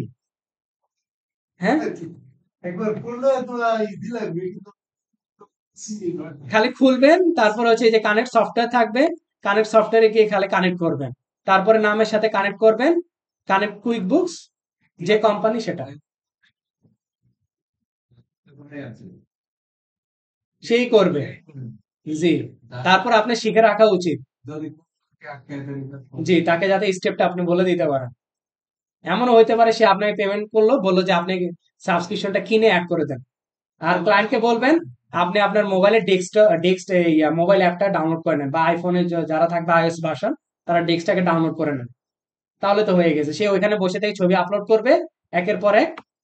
ছবিটা কিভাবে আপলোড করে ছবিটা দেখাইছি, এই যে ছবিটা আপলোড করার জন্য যে কোনো ফাইলের সাইজও বলে দেওয়া আছে 6 MB। নর্মালি কি একটা ইনভয়েসের মানে একটা রিসিপ্টের সাইজ তো এর বেশি হয় না, তাই না? এখান থেকে জাস্ট আপলোড করে দিন। এটা হচ্ছে সম্পূর্ণ ডেস্কের প্রসেস। একসাথে কয়েকটা অ্যাড করা যায়। কানেক্ট মানে একই ডেস্কে না না ওই যে ইনভয়েস গুলো দেখা যাচ্ছে জি ফাইলের ভিতরে কয়েকটা জিপ ফাইল, হ্যাঁ জিপ ফাইল দেওয়া যায়। জিপ ফাইল দিলে, জিপ ফাইল এর থেকে ভালো ওই যে অ্যাপসে থাকবে না, ক্লায়েন্টের ইনভয়েস হবে, সে নিয়মিত খালি ছবি তুলে অ্যাড করে দিতে থাকবে। আমি যখন কাজ করছিলাম তখন ক্লায়েন্টকে বলছিলাম আপনি শুধু জাস্ট ছবি তুলেন, স্লাইড শুধুমাত্র ভিডিওতে থাকবে, এছাড়া পার্সোনালি শেয়ার হবে না।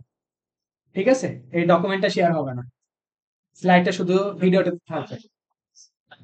হ্যাঁ 500 বাম যেহেতু হ্যাঁ, 5,000 ইনভয়েস আপনি আপনি কেন অ্যাড করবেন? সে অ্যাড করবে, সে অ্যাড করবে। তার যদি 500 ইনভয়েস থাকে, তাকে বলবেন একটা জিপ ফাইল করার জন্য, একটা ফাইল করে একেবারে আপলোড করে দিতে বলবেন, তাহলে তো হচ্ছে, ওইখান থেকে পরে আনজিপ করে নেবেন। আর না হলে তাকে বলবেন যে সে এক এক করে যাতে আপলোড করে নেয়। আর যদি আপনাকে বলে, আপনি তো অবশ্যই এক্সট্রা চার্জ করবেন, তাই না? এটা তো মানে আর কি কমন সেন্সের ব্যাপার, যে আপনি যদি বলে যে আপনি ইম্পোর্ট করে দেন, তাহলে আপনি বলবেন যে ভাই আমি যেহেতু অবশ্যই করবো কাজটা, তাহলে আমাকে এক্সট্রা পেমেন্ট দিতে হবে, অবশ্যই চেয়ে নেবেন। জাস্ট ছবিগুলো তো থাকবেই, একের পর এক আপনি আপলোড করতে থাকবেন। পয়সার উপরে দুনিয়া বাঁচতেছে। পয়সা না এখানে, সরি, এখানে হচ্ছে ডলার। কুইক বুকের কি বলে সেই ভার্সনই তারা দিতে পারে না। আমি বলতেছেন যে শুধুমাত্র কি যখন অ্যাকাউন্টিং করে 1 মাসের জন্য নিল। হ্যাঁ, এটা তো ম্যাক্সিমামে করে স্মল আর মিডিয়াম সাইজের বিজনেসের, কিন্তু তার তো প্রয়োজন, তার যখন ভ্যাট রিটার্ন দিতে হয় বা ট্যাক্স রিটার্ন দিতে হয়। ওদেরটাই করবো হ্যাঁ, সে আমাদের মতো পেইড ভার্সন দিয়ে সারা বছর চালানোর তো অ্যাবিলিটি সবার নাই। আপনার কোন একটা স্টার্টআপ কোম্পানি যখন থাকবে, তখন সে তো আর সারা বছর দিয়ে এটাকে চালাতে পারবে না। তার যখন ট্যাক্সের সময় আসবে তখন সেই জিনিসটাকে নিয়ে নেবে, ঠিক আছে, মাসখানেকের জন্য ম্যানুয়ালি অ্যাড করে রাখবে ওইভাবে, ঠিক আছে। অবশ্যই দেখবে। এখন উইদাউট সফটওয়্যারে কি অনেক প্রতিষ্ঠান চলে না, মানে আর কি দেখা গেছে যে অনেক বিভিন্ন ধরনের প্রতিষ্ঠান তারা কি ম্যানুয়ালি ক্যালকুলেশন করতেছে, কেউ এক্সেলে মেনটেন করে, কেউ হয়তো বা গুগলের বিভিন্ন ধরনের সাইট গুলো ব্যবহার করে করতেছে, তাই না? আবার কেউ খাতা কলমে হিসাব রাখতেছে, এক একজন এক এক ভাবে ব্যবহার করতেছে। কিন্তু আপনার তো এই ক্লাউড অ্যাকাউন্টিং সফটওয়্যারটা জনপ্রিয় হওয়ার আরেকটাও রিজন হচ্ছে এই যে ভ্যাটের যে রিপোর্ট গুলা বা ফাইন্যান্সিয়াল রিপোর্ট গুলা একেবারে অ্যাকুরেট হয়। এই জন্যই কিন্তু আপনার যখন প্রয়োজন পড়ে তখন গিয়ে তারা সাবস্ক্রিপশন গুলো নেয় বাধ্য হয়ে। অনেক প্রতিষ্ঠানই পাবেন যে তারা কন্টিনিউয়াসলি কাজ করে, ম্যাক্সিমাম প্রতিষ্ঠান যারা স্টার্টআপ কোম্পানি বা নতুন চলতেছে, রানিং হবে, তারা তার সারা বছর এটাকে মেনটেন করার অ্যাবিলিটি রাখেন, তাই না? হ্যাঁ, ওইটাকেও মেনটেন করার জন্য আপনাদের মতো হায়ার করবে, তারা ডকুমেন্ট গুলো শেয়ার করবে আপনাকে, বলবে যে আমার এই ডকুমেন্টের সাথে কুইক বুকস এর এরর কোথায় হচ্ছে ফিক্স করে দেন। তখন আপনি কি করবেন, তার ফাইলগুলো সব নিবেন, কুইক বুকসটাকে নিয়ে বসবেন, দুইটাকে মিলাবেন, এটাও তো কাজ, তাই না? এরর ফিক্সিং সবই তো। আপনার কাজ লাগবে কোনটা? প্রত্যেকটা স্টেপ বাই স্টেপেরই কাজ আছে। বের করবে, প্রবলেম দিবে যে এটা কাজ, এটা কাজ, এটা কাজ। কোনো সমস্যা মানে ইনকাম, ইয়ের মতো কি বলে টেস্ট পাঠায় না, পুরো চিকিৎসা করা টেস্ট চলবে। ঠিক আছে, এরকম করে ট্রাস্টেড হয়ে যায় করার পরে প্রথম প্রথম ক্লায়েন্ট থাকে, পরে বন্ধু হয়ে যায়। নরমালি পেমেন্ট সব শেষ করার পরে পেজ বাই পেজ আমাদের রিমোট জবের ক্ষেত্রে সিস্টেমটা ডিফারেন্ট, রিমোট জবের ক্ষেত্রে ডিফারেন্ট। আর হচ্ছে যদি ফাইবার আপওয়ার্কে করেন আপনার কাজটা শেষ হওয়ার পরে, আর উইথড্র করতে পারবেন এরও আর একটা 14 দিন বা ক্রাইটেরিয়া, বিভিন্ন মার্কেট প্লেসের ক্রাইটেরিয়া 14 দিন বা এত একটা টাইমের পরে তারপর উইথড্র করতে পারবেন, ঠিক আছে। মানে সাথে সাথে আপনি পাওয়ার পরে সাথে সাথে আর উইথড্র করতে পারবেন। ওকে, এবার আসেন কাজগুলা ওদের ভালো পেমেন্ট হয়। Bank deposit. এটা মানে স্কিপ করে গেছিলেন কেন? মানে ব্যাংক সিরিয়ালে সেকেন্ডে ছিল। সেকেন্ডে ছিল চিন্তা করলাম যে একটু পরে করাই। কাজ করতে আচ্ছা, ব্যাংক ডিপোজিট। এখন ডিপোজিটটা ব্যাংকে যে কোনো মাধ্যমে হতে পারে, আপনার কোনো কাস্টমার করতে পারে অথবা কোনো থার্ড পার্টি যে কেউ করতে পারে, তাই না? বা এরকমও হইতে পারে অনেক সময়, এই যে ব্যাংক, ধরেন কোনো ব্যাংক একটা ইন্টারেস্ট দিল, এখন ব্যাংক কি সাপ্লায়ার হয়ে সে নিজেই আমার অ্যাকাউন্টে এসে টাকাটা দিচ্ছে না? এরকমও তো হইতে পারে। মানে আর কি যে কোনো মাধ্যমেই আপনার ব্যাংকটাকে যদি ডিপোজিট, মানে ব্যাংকে যদি টাকাটা জমা হয়, তাহলে সেটা আপনারা কিসের মাধ্যমে সেটেল করবেন? সেটা হচ্ছে কি ব্যাংক ডিপোজিট। দেখেন এইখানে কিন্তু কাস্টমার আর সাপ্লায়ারের অপশনে রাখে নাই, তারা কি আদার অপশনে রাখছে। ঠিক আছে? যদি এইখানে থাকতো তার মানে বোঝা যেত যে কাস্টমার রিলেটেড কোনো কাজের মাধ্যমে আমি ব্যাংক ডিপোজিট করতাম। সাপ্লায়ারে থাকলে সাপ্লায়ারের ক্ষেত্রে সেটা হতো, বাট সেটা আলাদা রাখছে কেন? কারণ এটা হচ্ছে আলাদা, মানে আর কি দুইটা থেকে সম্পূর্ণ ডিফারেন্ট ক্যাটাগরি। হ্যাঁ, জি, হ্যাঁ। পর দেখলাম। এই যে দেখেন, আমি যখন ব্যাংক ডিপোজিট ইন্টারফেসটা শো করছি, তখন এখানে দুইটা pattern, select the payments included in this deposit. মানে এই যে ব্যক্তিরা ইমলি স্মিথ, জন ডো, ন্যান্সি, এরা কি ছিল? আমার কাস্টমার ছিল না? এখন তারাও তো গিয়ে আমার ব্যাংকে ডিপোজিট করে দিতে পারে। তাদের জন্য হচ্ছে এই অপশনটা। কত অ্যামাউন্ট করবে? অ্যামাউন্ট কত করবে? এই যে অ্যামাউন্টের ইয়েগুলো আপনার এখানে, এই যে আপনি এখানে ক্লিক করা মাত্রই অ্যামাউন্টটা কি ডিপোজিটেড হয়ে যাবে। ঠিক আছে? আচ্ছা, আরেকটা অপশন কোনটা? আরেকটা অপশন হচ্ছে add funds to the deposit. এর ব্যতীত যদি অন্য কারো কাছ থেকে যদি আপনি রিসিভ করে থাকেন, অন্য কারো কাছ থেকে আপনি কি ব্যাংকে টাকাটা পেয়ে থাকেন, তখন আপনি কি করবেন? নিচে এসে রিসিভ ফ্রম, এই জিনিসগুলো আপনি দিবেন, কার কাছ থেকে নিচ্ছেন, তারপরে হচ্ছে চার্ট অফ অ্যাকাউন্টস কি, তার ডেসক্রিপশন, পেমেন্ট মেথডটা কি, কিসের মাধ্যমে আপনার ব্যাংকে আসতেছে, রেফারেন্স নাম্বার, অ্যামাউন্ট, কত ভ্যাট কাটতেছে, সম্পূর্ণ জিনিস। মানে এটা কাস্টমারের জন্য শুধুমাত্র এই অপশনটা। আর হচ্ছে এর ব্যতীত অন্য কোনো সোর্স থেকে যদি আসে, তাহলে হবে এই option add fund to the deposit. কথা বুঝাইতে পারছি? কি মাথা ঢুকে না ফয়সাল ভাই? কেন? হ্যাঁ, পার্টি তো আমাদের পেমেন্ট দিবে, হ্যাঁ, তো আমার ওইটা তো অটোমেটিক্যালি ব্যাংকে ঢুকে যাচ্ছে। হ্যাঁ, অটোমেটিক, হ্যাঁ ঢুকে যাচ্ছে। তাহলে এই অপশনটা কি? জন্ডোর কাছে কেন যাইতে হবে? আচ্ছা, ভালো কোশ্চেন। তাহলে তার কোশ্চেনের অ্যান্সার দিই, তাই না? ওনার কি, সে কি নিয়ে সমস্যা? জন্ডো নিয়ে সমস্যা না? ওকে, যে কোনো একটা আমার পার্টি হইতে হবে যে সে তার কাছে আমি প্রোডাক্ট সেল করছি, হ্যাঁ, সে আমাকে টাকা দিয়ে এক দিচ্ছে। বিশ 2023, আমরা এটাকে একটু চেক করবো। হ্যাঁ, 1/20/2023,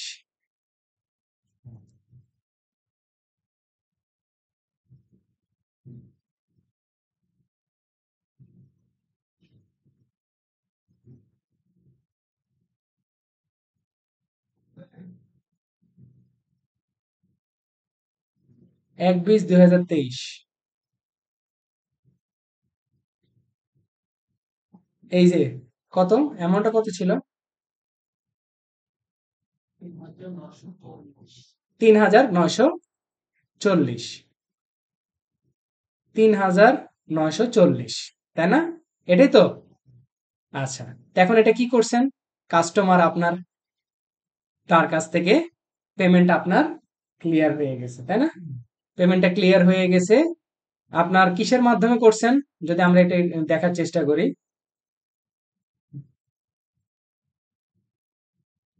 চেক আনডিপোজিটেড ফান্ড করছেন, তাই না?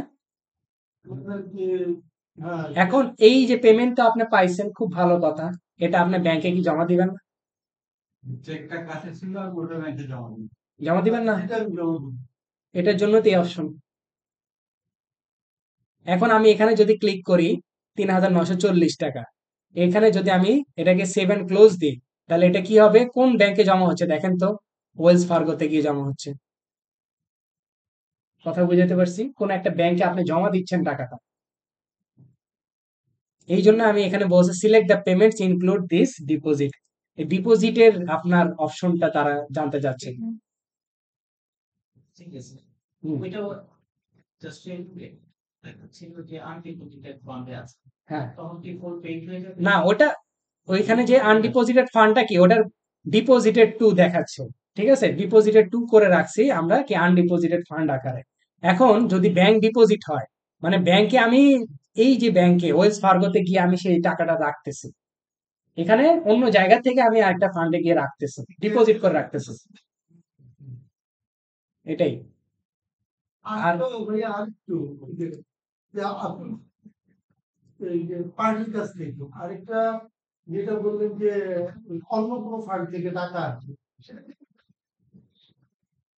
অবশ্যই জার্নাল দিতে পারেন, জার্নাল তো অপশন আছেই ভাই, জার্নাল তো অলওয়েজ ওপেন। আপনি যদি জার্নাল ব্যবহার করতে পারেন তাহলে তো ওকে, ঠিক আছে।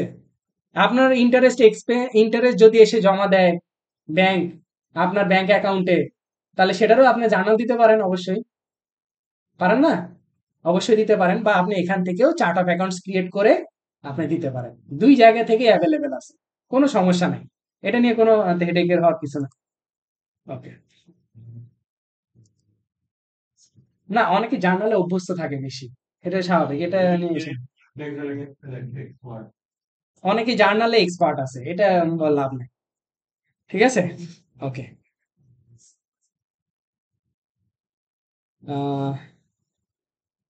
এবার আসেন কুইক বুকস এর পেরোল নিয়ে কথা বলবো। আমরা যেটা শিখতেছি সেটা হচ্ছে কুইক বুকস অনলাইন, তাই না? Quick books online. আচ্ছা, এইখানে কি লেখা দেখাচ্ছে আমার বলতো রাকিব, অ্যাকাউন্টেন্ট কেন দেখাচ্ছে? আমি আমার অ্যাকাউন্টেন্ট ভার্সন থেকে তোমার ওখানে এক্সেস নিচ্ছি, এই জন্য আমার এখানে শো করতেছে অ্যাকাউন্টেন্ট লেখা, ঠিক আছে, এটা মাথায় রাখুন। এবার কুইক বুকস এর পেরোল নামে যে একটা সফটওয়্যার আছে, আমরা কি জানি? হ্যাঁ, হ্যাঁ জানি তো অনেকবার তো বলা হয়েছে। অনেকবারই বলা হয়েছে, কোনো সময় কি ঘেটে দেখছেন? না তাতে আচ্ছা, এখন কুইক বুকস এর পেরোলের কাজ হচ্ছে খুবই কম। কেন কম সেটাও আমি একটু আপনাদের সামনে ব্যাখ্যা করবো, এই জন্য বুঝতে পারবেন।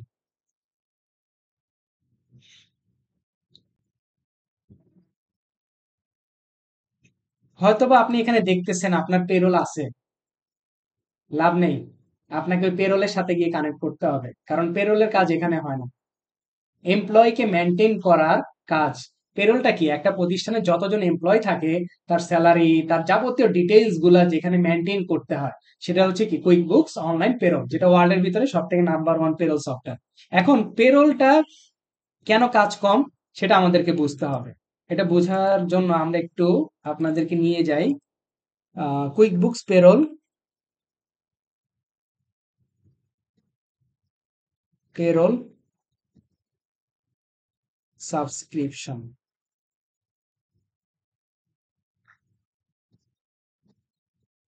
কুইক বুকস পেরোল সাবস্ক্রিপশন,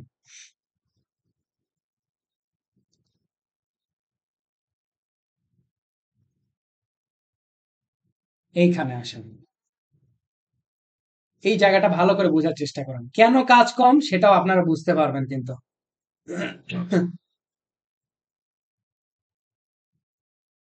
পেরোলের জন্য 3টা প্যাকেজ অ্যাভেলেবেল, একটা হচ্ছে payroll core plus simple start, payroll core plus essential, payroll premium plus, ঠিক আছে, দুইটা, মানে পেরোলের সাথে এক একটা করে কুইক বুকস এর জিনিসগুলো দেওয়া হচ্ছে। এবার আমরা কোন জিনিসটা ব্যবহার করি? প্লাস, তাই না?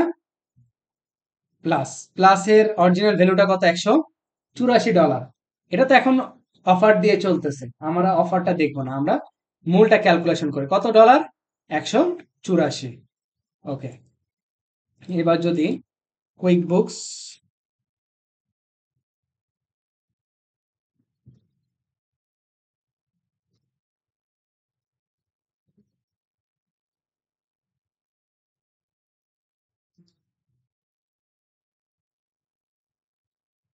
প্লাসের জন্য কত ডলার? হ্যাঁ, $40, তাই না? আর এইখানে কত? 184। তাহলে একটু আপনারা চিন্তা করেন, 184 থেকে যদি আমি $40 মাইনাস করি, তাহলে কত? $144 আপনার এক্সট্রা দিতে হচ্ছে শুধুমাত্র পেরোল সফটওয়্যারটাকে ম্যানেজমেন্ট করার জন্য। আবার যেই ম্যানেজমেন্ট করবে সে তো আরো বেশি চার্জ করবে, তাই না? তাহলে এত বড় প্রতিষ্ঠান, কি আমরা যাদের কাজ করবো তারা ম্যাক্সিমামই স্মল আর মিডিয়াম সাইজ, তাদের পক্ষে কি এত বের করা পসিবল? আরেকটা জিনিস খেয়াল করেন, +9 এমপ্লয় পার মান্থ, প্রতি মাসে আপনার কি এমপ্লয়ীদের জন্য কি কত ডলার করে এক্সট্রা চার্জ করতে হবে? প্রত্যেকটা এমপ্লয়ের $9 করে এক্সট্রা চার্জ করতে হবে। আরো $9 অ্যাড করেন। তো এবার কি আপনার পক্ষে কি এটা পসিবল? একটা ক্লায়েন্ট কি সেটা কি পসিবল হবে? তার কাছে $184 এক্সট্রা, মানে $140 এক্সট্রা দিচ্ছে পেরোলের জন্য, আবার এমপ্লয়ের জন্য প্রতি মাসে $9 করে এক্সট্রা চার্জ মারতেছে, তাহলে এটা তো আসলে পসিবল না। তাহলে এইটার সমস্যাটাকে সমাধান করার জন্য মার্কেটে কিছু এজেন্সি আছে, তারা কি করে, পেরোলের সাবস্ক্রিপশন নিয়ে রাখে। এখন আপনারা যেই সকল প্রতিষ্ঠানে কাজ করবেন, সেই সকল প্রতিষ্ঠান সারা বছরের পেরোল ম্যানেজমেন্ট করার জন্য ওই এজেন্সি গুলার কাছে যায়। কারণ এজেন্সি তো সে একবারে সাবস্ক্রিপশন কিনে, সে তো একটা প্রতিষ্ঠানের জন্য কিনে না, সে তার যতগুলা ক্লায়েন্ট আছে সবার জন্য কিনে রাখে, তাই না? সবার জন্য কিনে রাখে।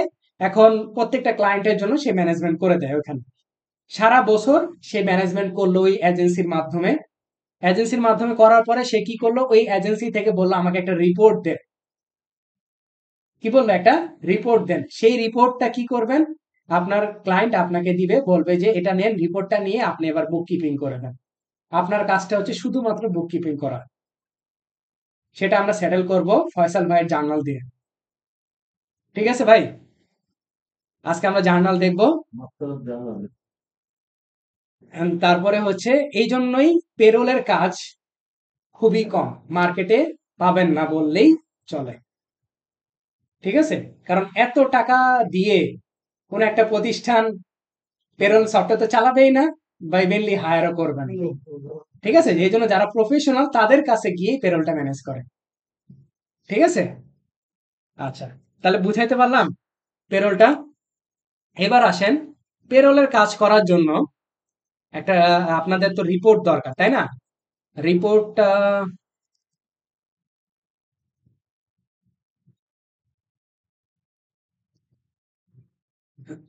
এই যে এটা হচ্ছে পেরোলের ডিটেলস রিপোর্ট।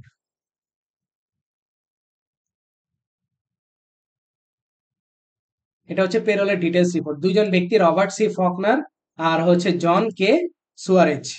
ঠিক আছে, তাদের হচ্ছে এটা কি পেরোল রিপোর্ট। এখন নিচে যেটা দেওয়া আছে, এটা হচ্ছে শুরুতে যদি আমি দেখি, পে, তারপর হচ্ছে ঘন্টা, তারপর অ্যামাউন্ট, তারপরে তার কিছু ডিডাকশন চলে গেছে, তারপর এমপ্লয় পেইড ট্যাক্স, এমপ্লয় মানে কর্মচারী যে ট্যাক্স গুলো পরিশোধ করছে, আর একটা হচ্ছে এমপ্লয়ার পেইড ট্যাক্স, মানে কর্মচারীর হয়ে প্রতিষ্ঠান পরিশোধ করে দিছে। ঠিক আছে, এতটুকু হচ্ছে আপনার এতটুকু হচ্ছে রবার্ট ফকনারের জন্য। তারপরে নিচের থেকে হচ্ছে কি জেমস কে সুয়ারেজ, এতটুকু। এবার আসেন, আহ,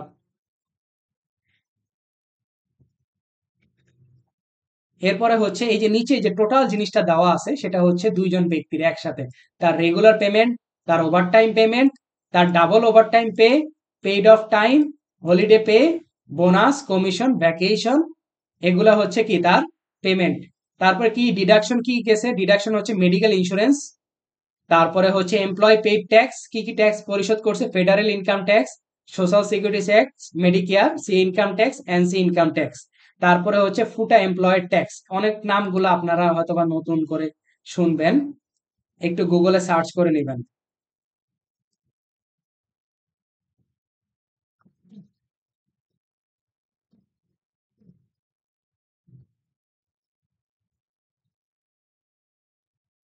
ফেডারেল আনএমপ্লয়মেন্ট ট্যাক্স অ্যাক্ট, ফুটা।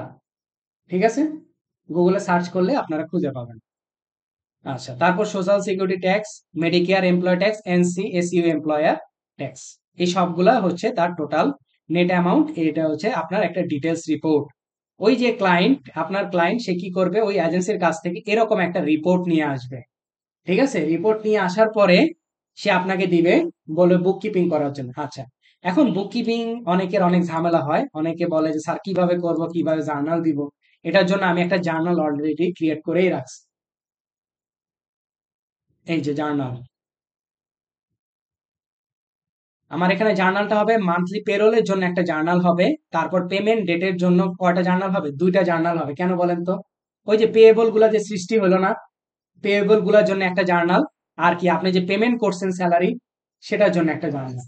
দুইটা প্যাটার্ন। একটু আমরা জার্নালটা একটু মনোযোগ দিয়ে দেখি। দেখেন, salary, wages, over time payment.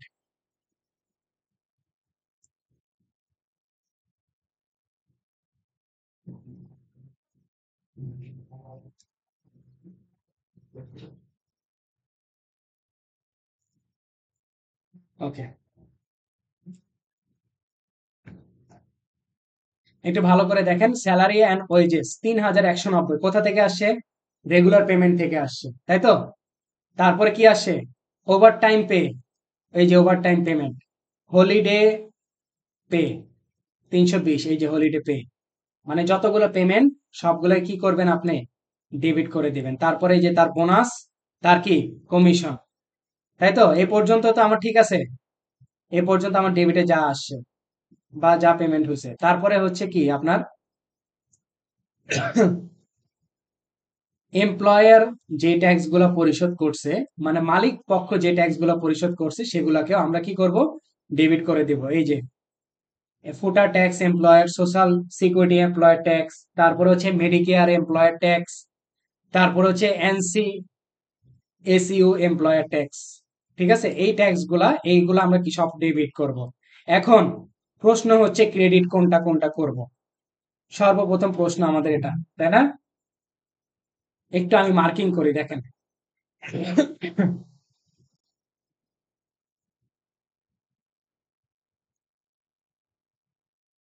এটাকে ডেবিট করছেন, ঠিক সেম নামেই এই জিনিসটাকে পেয়েবল আকারে কি করতে হবে? ক্রেডিট করতে হবে। তারপরে আসেন মেডিকেয়ার এমপ্লয়ার, মেডিকেয়ার এমপ্লয়ার ঠিক একই নামে, তার কি পেয়েবলটা কি করতে হবে? ক্রেডিট করে দিতে হবে। তারপরে হচ্ছে সোশ্যাল সিকিউরিটি, ঠিক একই নামে, তার পেয়েবলটা কি করে দিতে হবে? ক্রেডিট করে দিতে হবে। তারপর ফুটা এমপ্লয়ার, ফুটা এমপ্লয়ারে যা আছে ঠিক একই নামে সেটাকে ক্রেডিট করে দিবেন। তার মানে কি বোঝা গেল একটু বলেন তো? এমপ্লয়ার যে ট্যাক্স গুলাকে পরিশোধ করবে বা মালিক পক্ষ যে ট্যাক্স গুলাকে পরিশোধ করবে সেটাকে তো আমরা ডেবিট লিখবই, তার নামে বিপরীতে আমরা কি করব? পেয়েবল সৃষ্টি করব। পেয়েবলটাকে আমরা কি করে দিব? ক্রেডিট করে দিব, ঠিক সেম অ্যামাউন্টেই। ঠিক আছে, এইবার আসেন তাহলে বাকিগুলা একটু আমরা খুঁজে বের করি। বাকিগুলা এই যে একটু ভালো করে দেখি আমরা। মেডিকেল ইন্স্যুরেন্স, এটা কি আমার ডিডাকশন ছিল? কত বাদ গেছে? ডিডাকশন কত? মেডিকেল ইন্স্যুরেন্স হচ্ছে 213.50। এই যে মেডিকেল ইন্স্যুরেন্স পেয়েবল 213.50 নামে কি পেয়েবল ক্রেডিট হয়ে যাবে। তারপর ফেডারেল ইনকাম ট্যাক্স পেয়েবল, এই যে 470.33।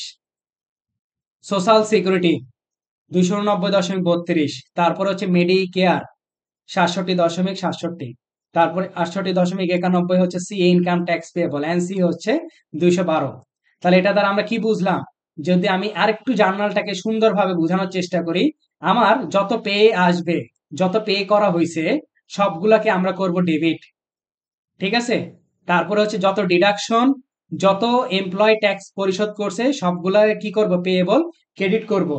আর এমপ্লয়ার মানে আর কি মালিক পক্ষ যে ট্যাক্স গুলা দিছে সেই ট্যাক্স গুলাকে একবার খরচ হিসেবে ডেবিট করব, আবার কি পেয়েবল হিসেবে সেই জিনিসগুলা কি করব? ক্রেডিট করে দেব। এতে করে আমার কি হবে? এই যে মান্থলি যে পেরোল জার্নালটা সেটা আমার সৃষ্টি হবে। আমরা দুইটা ব্যক্তির একসাথে আমরা দিছি। এই যে উপরে আপনার ক্যালকুলেশন করে আসলে, এই যে সবগুলা ক্যালকুলেশন করে আসলে আপনারা দুইটার পাবেন। আমরা জাস্ট নেট অ্যামাউন্টেরটা নিছি, এই যে নেট অ্যামাউন্টেরটা নিছি, এতটুকু কলামেরটা আমরা ইউজ করছি।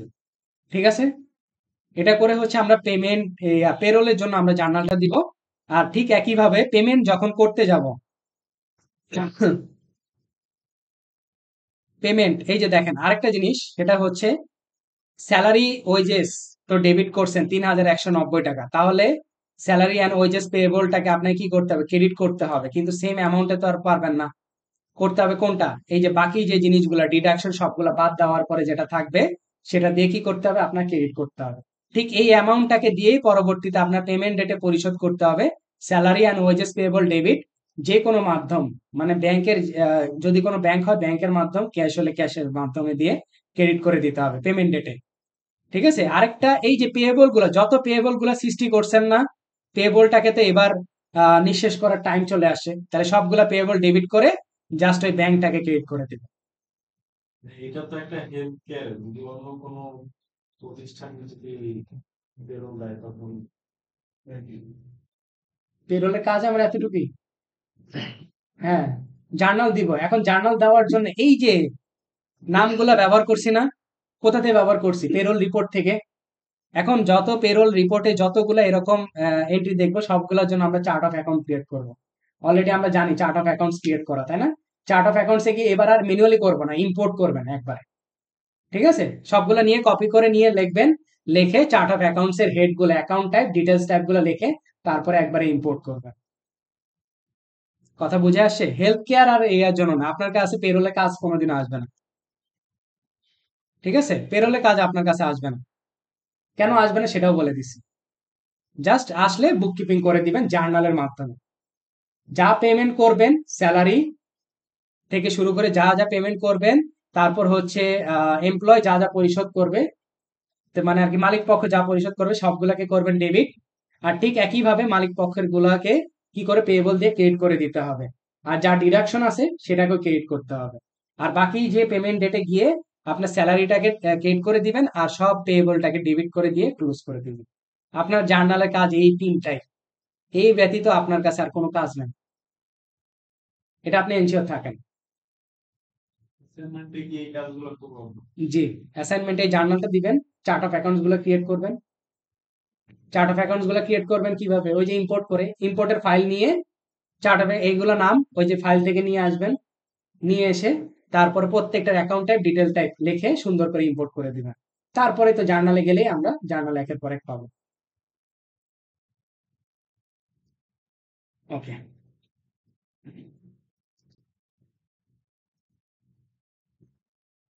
প্রজেক্ট দেখলাম, bank deposit statement, payroll, quick books এর অনলাইন পেরোলের ডিসকাশন দেখলাম, ভ্যাট রিটার্ন কিভাবে তৈরি করতে হয়, বাজেটটা দেখলাম, আর কিভাবে ডেস্কের সাথে কানেক্ট করতে হয়। ঠিক আছে, মোটামুটি আমাদের টপিকগুলো এই পর্যন্তই।